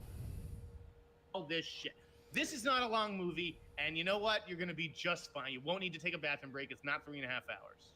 Still, though, it's going to be 2 hours. If it's terrible, it's going to feel like 3 hours. That's for sure if you watch the 2-hour movie. So we'll see. We'll see. And I think it was Daniel Rickman today who reported there's no post-credit sequence. So you know what? What is it? Yeah. What did we just say? A self-contained movie. How about that? Exactly. Now you can shave 8 or 9 minutes right off the runtime because you don't You need can leave the theater as soon as it's over. That's a good point. Look at that. But then Andrew Garfield would show up. I bet Andrew Garfield would show up. There you go. All right. Anyway. All right. So do you want to jump into anything else before we jump into this? No, I just had to get the Madam Web shit. All right. So obviously that's not like anything major, but you know, fucking Sony. I mean, shit, blasted the fuck out of you guys. Whee! There we go. Sorry about that. Oh yeah, Snyder was on fire. It was pretty funny. But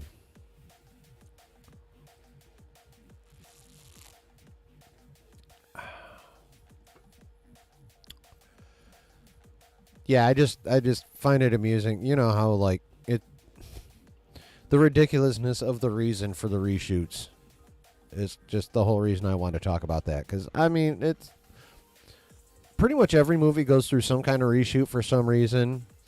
Marvel Studios does it to, you know, fix it in post. But Sony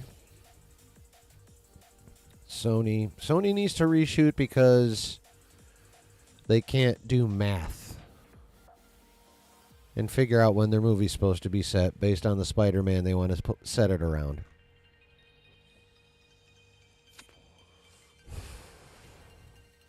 Yeah, I'm right there with you, Brooke. That's all I fucking care about from Sony is Beyond the Spider-Verse. They can stop with their live action Marvel shit. I'll take Venom 3. I'm here for Venom 3. I'm looking forward to Venom 3. I can genuinely say I'm looking forward to Venom 3. But other than that, and Beyond the Spider-Verse, of course. Think he had a little rant towards the end of the show? Yeah, well, that wouldn't surprise me. I have gotten out of him what I need. So, I mean, what do you guys think, though? Like, is that just not almost kind of beyond the pale when it comes to the stupidity of a reason for a reshoot? Like, what the fuck? Like, do you agree with me that's enough of a level of what the fuck for us to talk about it?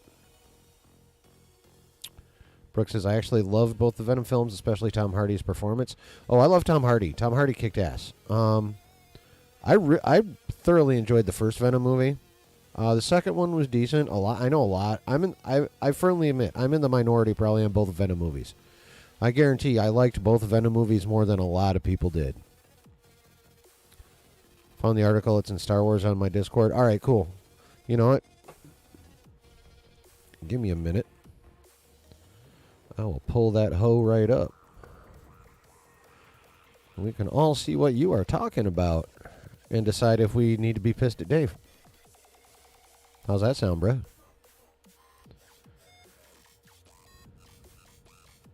Assuming I can get Streamlabs to cooperate. Let me throw that in there right now.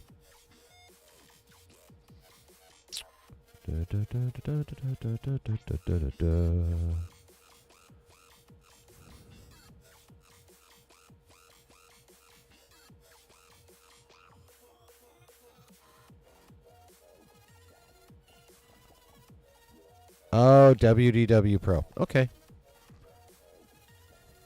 Oh, good. All right. Is this a video or is this an article? Yeah, let's go. Okay, it's an article. That Park Place. Things could be going from bad to worse when it comes to Lucasfilm's ability to get a successful movie into theaters. Into theaters, not onto them. The following article is based on rumor and speculation using third-party sources for gathering information regarding an unfinished product. Please read it as such. What does one do when a movie about Rey post-sequel trilogy just isn't ready for prime time and executives feel it's terribly risky, blah, blah, blah. Scrambling, you do that. Okay.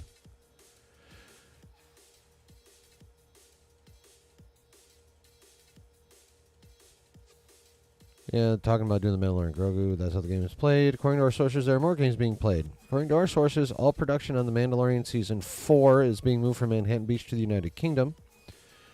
This is to create a shared cinematic experience for episodes 1 through 6. Then episodes 7 through 8 will also look the same, but they're going to be a movie now. But there is a significant problem that Lucasfilm might have with turning episodes 7 and 8 into a major motion picture. You see, when Jon Favreau wrote seasons 3 and 4, they were never intended to be series finales. That, I am told, was intended to happen in season 5. Whether or not season 5 happens now is anyone's guess, but season 3 was a significant letdown, that's for fucking sure. And season 4 is supposed to be a series of semi-disconnected adventures for Din and Grogu. Think of it like a time for Din to really train Grogu in the ways of the Mandalorians before the adventures reach their climax in the years after. So how do you take that premise and turn the finale into a leaping point for a trilogy of films that should all tie into Thrawn, Ahsoka, blah, blah, blah? Will you bring in Dave Filoni? Sources now tell us that what Lucasfilm has opted to do as a result of the need to significantly delay Rey is the following. The original scripts for season 4 will continue to be used for... Okay. Yeah, see, this, we don't actually know this. This has been reported. It's also been reported that,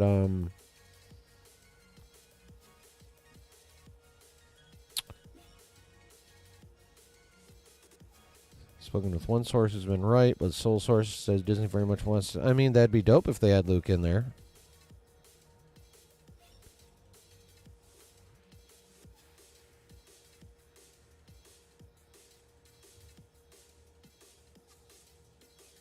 Okay.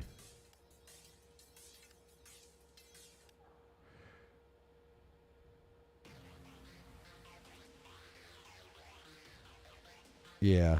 Found it after watching Mr. H. Okay.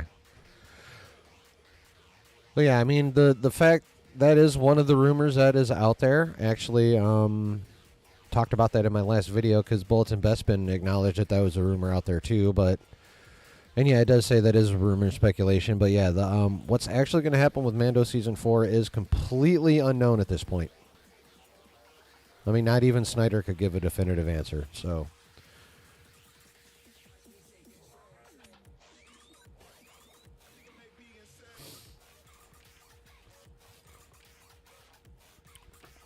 I wouldn't worry too much about it, honestly, sci-fi. I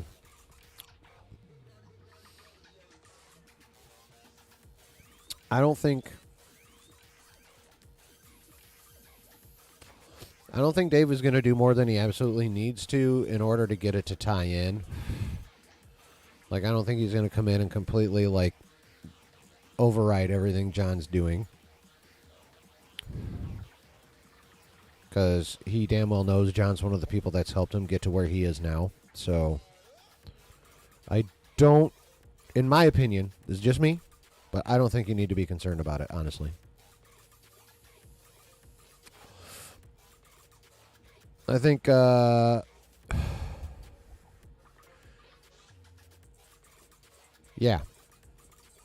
Yeah, I think you did too, Saber. But yeah, I think Filoni is, obviously he kind of has to be involved a bit because they are going to have to tie it in, but I don't think he's going to come in and, like, completely rework every fucking thing that's been done so far. You know what I'm saying? I think it's still going to be mostly what John wants to be doing. Just with certain adjustments.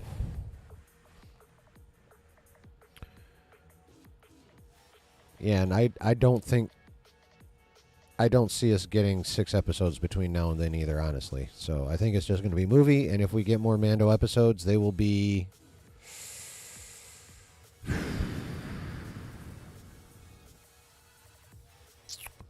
probably between Ahsoka Season 2 and the crossover movie. That'd probably be when we get more Mando TV.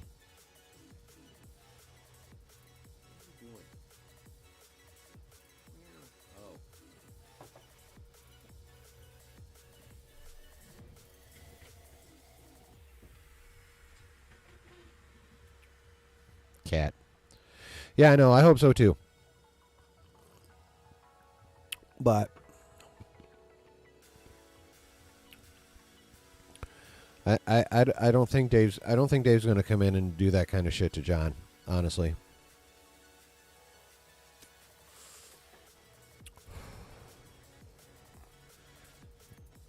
So,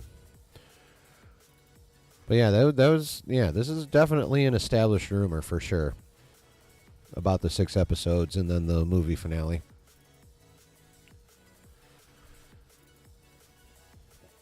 But honestly, I don't know if there's going to be enough time for that.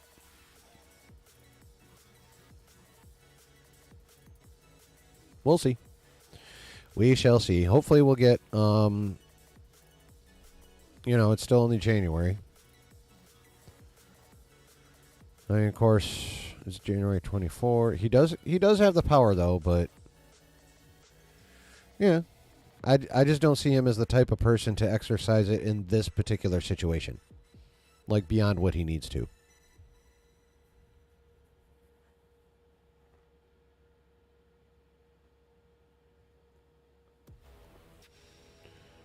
Now, Kathy, on the other hand, that's a different story. I don't see Dave doing that. At least not to John.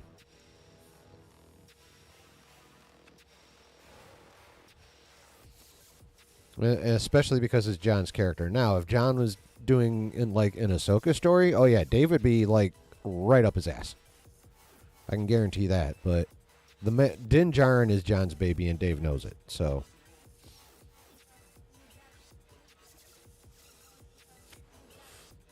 I mean, it's John's concept. John and Dave did work together even initially in the development of the Mandalorian show, though. John used Dave for some lore purposes and shit. So, Yeah, I know. Hopefully, like you said, when her contract runs out towards the end of this year, or somebody said, she just glides right on out the door. Hopefully.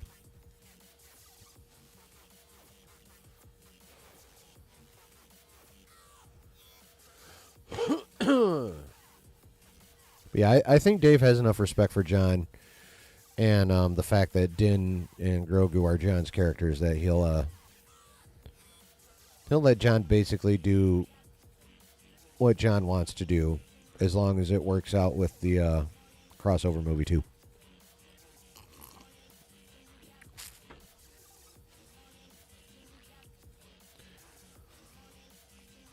And honestly, I don't see Luke in this one. I see Luke in the crossover one, but I don't see Luke in this one either. Yeah, exactly, Sabersmith. Well, word on the street is Dave can be cutthroat as fuck when he wants to be, but I don't see him being like that with John. Like, if Dave had the position he has now, like when Kenobi was being made, I can see him getting at a Toby Harold, whatever the fuck that asshole. Yeah, Joby Harold's ass. Joby Harold, and that fucking idiot that fucked up Kenobi script.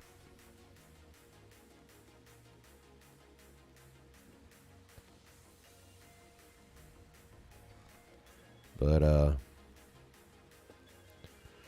I'm not saying Dave doesn't have the power, and I'm not saying Dave doesn't have the ability. I'm just saying Dave won't do that to John.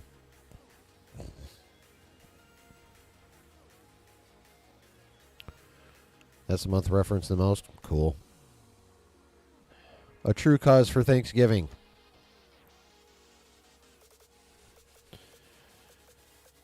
Anybody got anything else?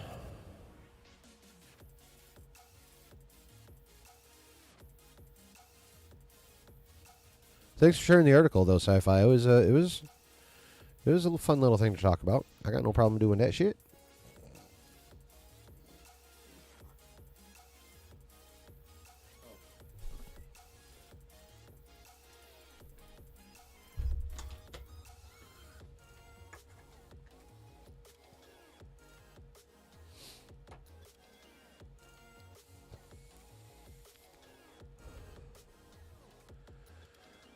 All right, ladies and gents,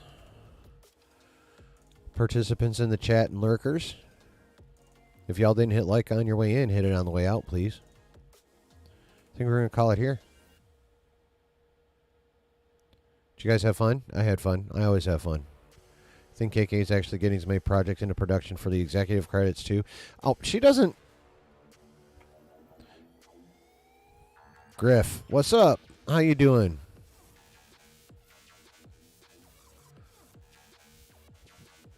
Rachel Ziegler wants to play Poe's mom.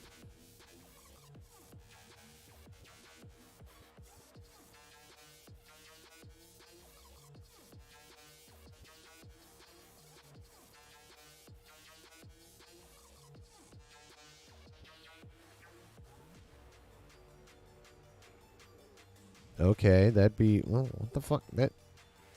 That character can't be in any of the movies currently in development. That's a whole new fucking movie or show. Where that would have to be set. When that would have to be set. Thanks for coming in, Griff. Good to see you. Did you hit like on your way in?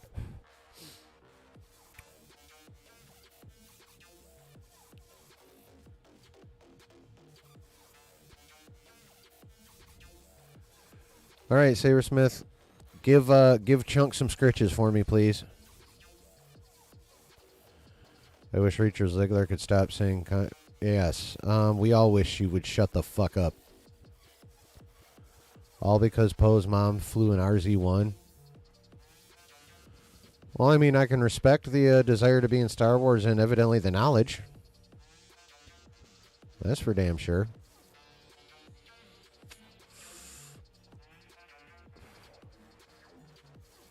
She just needs to learn...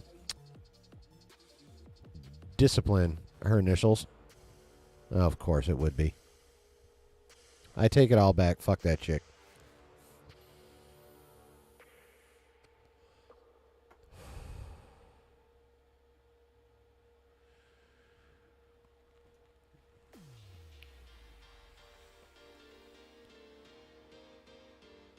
Dude, working on a... Sorry, my contacts are all fucked up.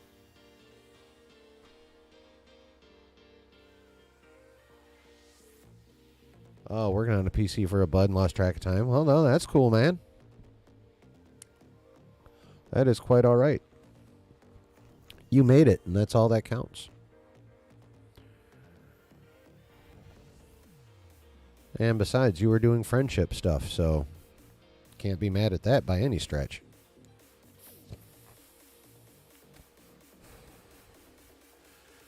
You were doing the business for the homie. Gotta respect that. I am, however, about to get out of this motherfucker. Is there anything, like any questions you had about anything nerdy that you wish to ask real quick? Because I don't mind hanging out for a bit and answering a question or two.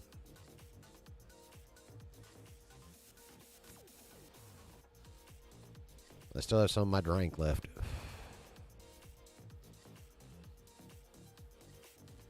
Hit me. Or I'm going to hit end stream.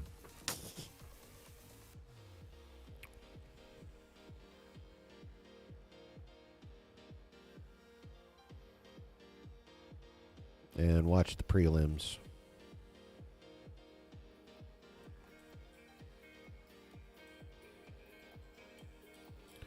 To tonight's UFC pay-per-view.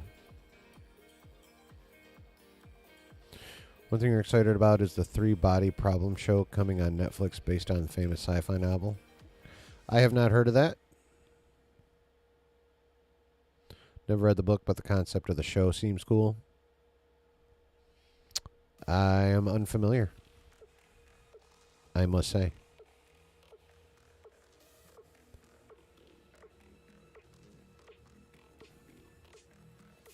With the book and the show. I know nothing. I know nothing at all. Oh, don't read the books first, because if the show fuck up the book, then you're just going to be pissed, bro. Trust me, it's happened to me a lot.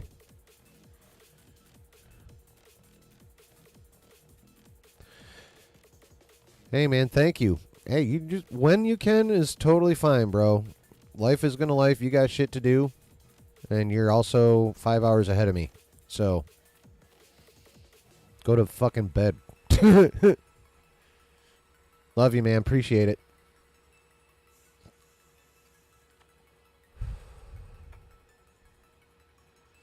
You too, David. Just saw yours too. My bad.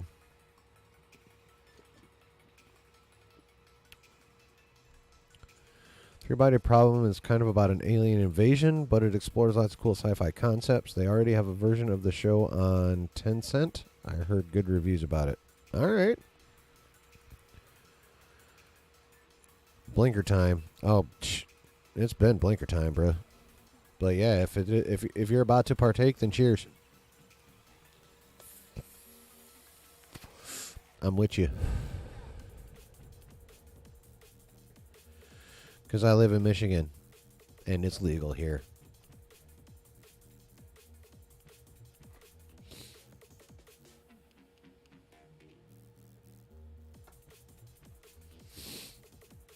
Yeah, I mean, good sci-fi is any good sci-fi is always appreciated. I will say that. So if Three Body is good sci-fi, then fucking A. That Collider Marvel. Oh my god, dude. Did you see my video on that? You saw my video on that. I made a video about that fucking list. Jesus Christ, that list. Matter of fact, I think I made a video about my list too. Like a couple weeks after that. I think because you wanted me to. Was it you? I don't remember. Someone wanted me to. So I did. But yeah, I don't know. Those motherfuckers had to be on like 5 drugs simultaneously to come up with that fucking list. Holy shit, that list.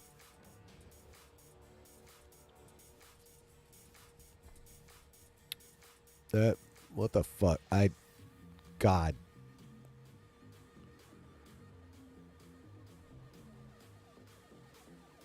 Like, what was one that they had fucking Quantumania higher than, like, what, like Infinity War or Endgame or Winter Soldier Civil War or some ridiculous shit like that?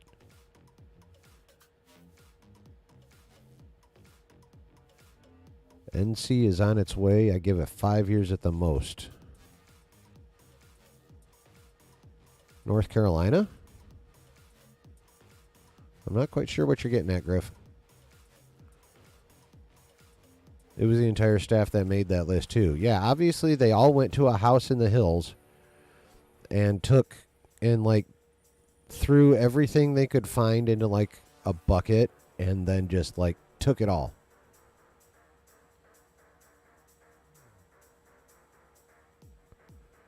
I just explained the criteria. The criteria was a garbage pail fucking pill party is what that shit was.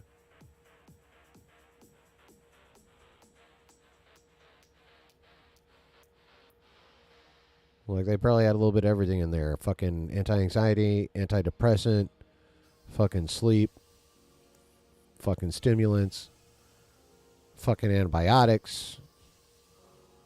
Like, they were blown out and also, like, you know, taking care of any nagging infections.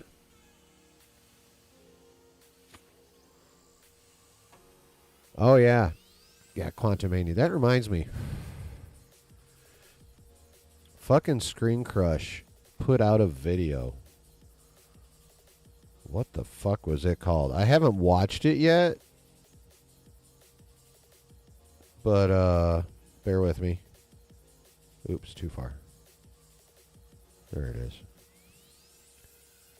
Yeah. Here's the title. You ready? Why Ant-Man Quantumania is hated, but great.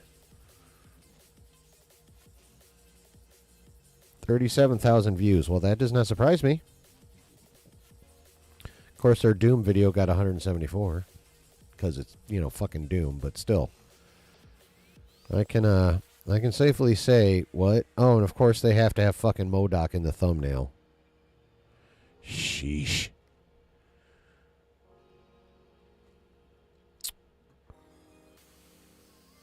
So, what's NC? Is it North Carolina? What the hell are you talking about, Griff?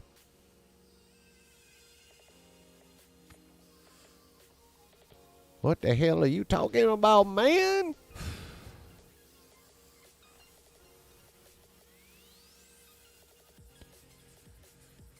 All right.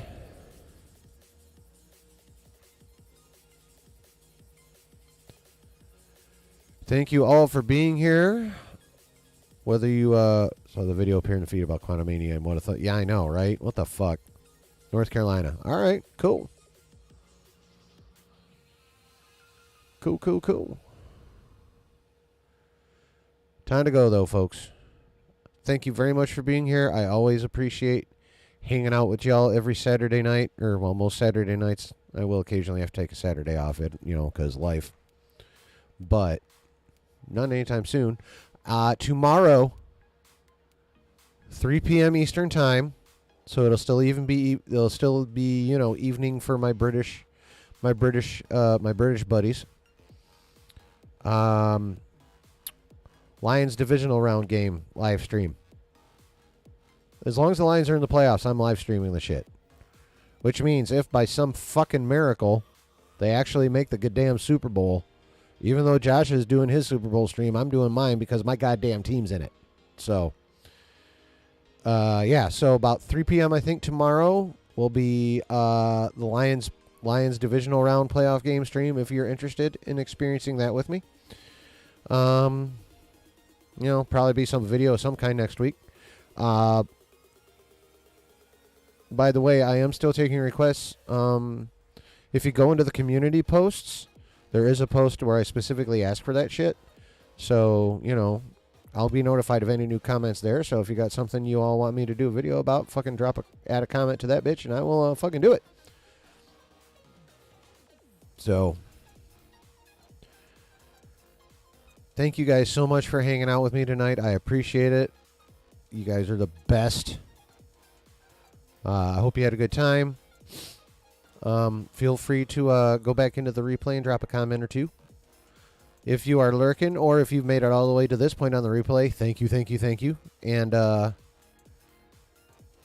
course, like the stream, and please, if you have not yet done so, please subscribe and hit the notification bell so you know anytime I go live, like I am currently, or anytime I drop a video. And that, you can keep track of what's happening here on this chill channel of mine.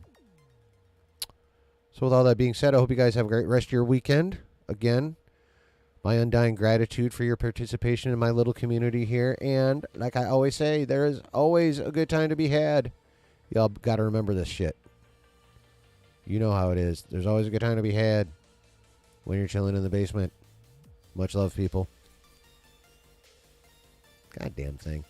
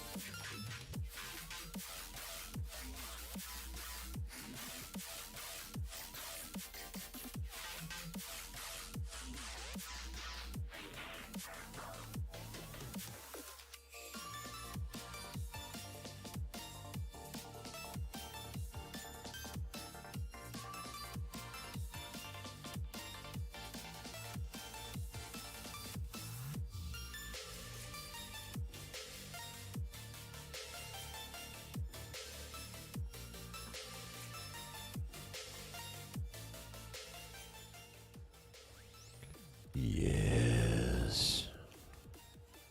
'Twas a good stream. 'Twas a good talk. 'Twas fun. 'Twas, I hope, entertaining.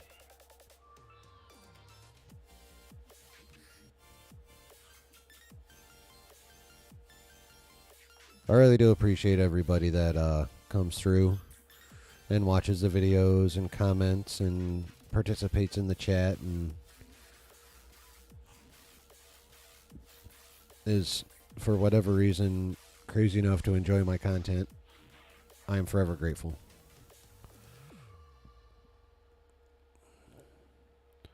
And please feel free to, share stuff out, too, on your socials.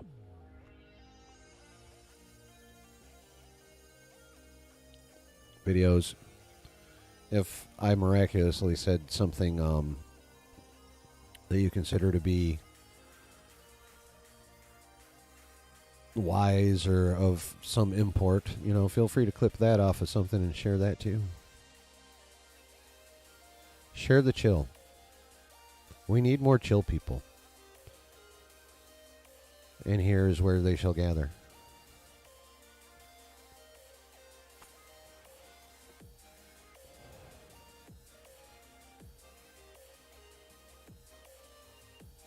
Thank you for being here. Enjoy your weekend. Awesome, Brooke. Thanks, brother. I will probably look at that tomorrow, honestly. And, go from there for sure. I got you, bro. All right.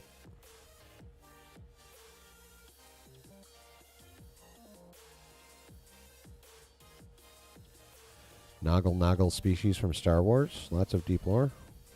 All right. That's a fun name, Noggle. Noggle. All right. Much love, everybody. Have a good rest of your weekend. Be safe out there, and we will see you next time.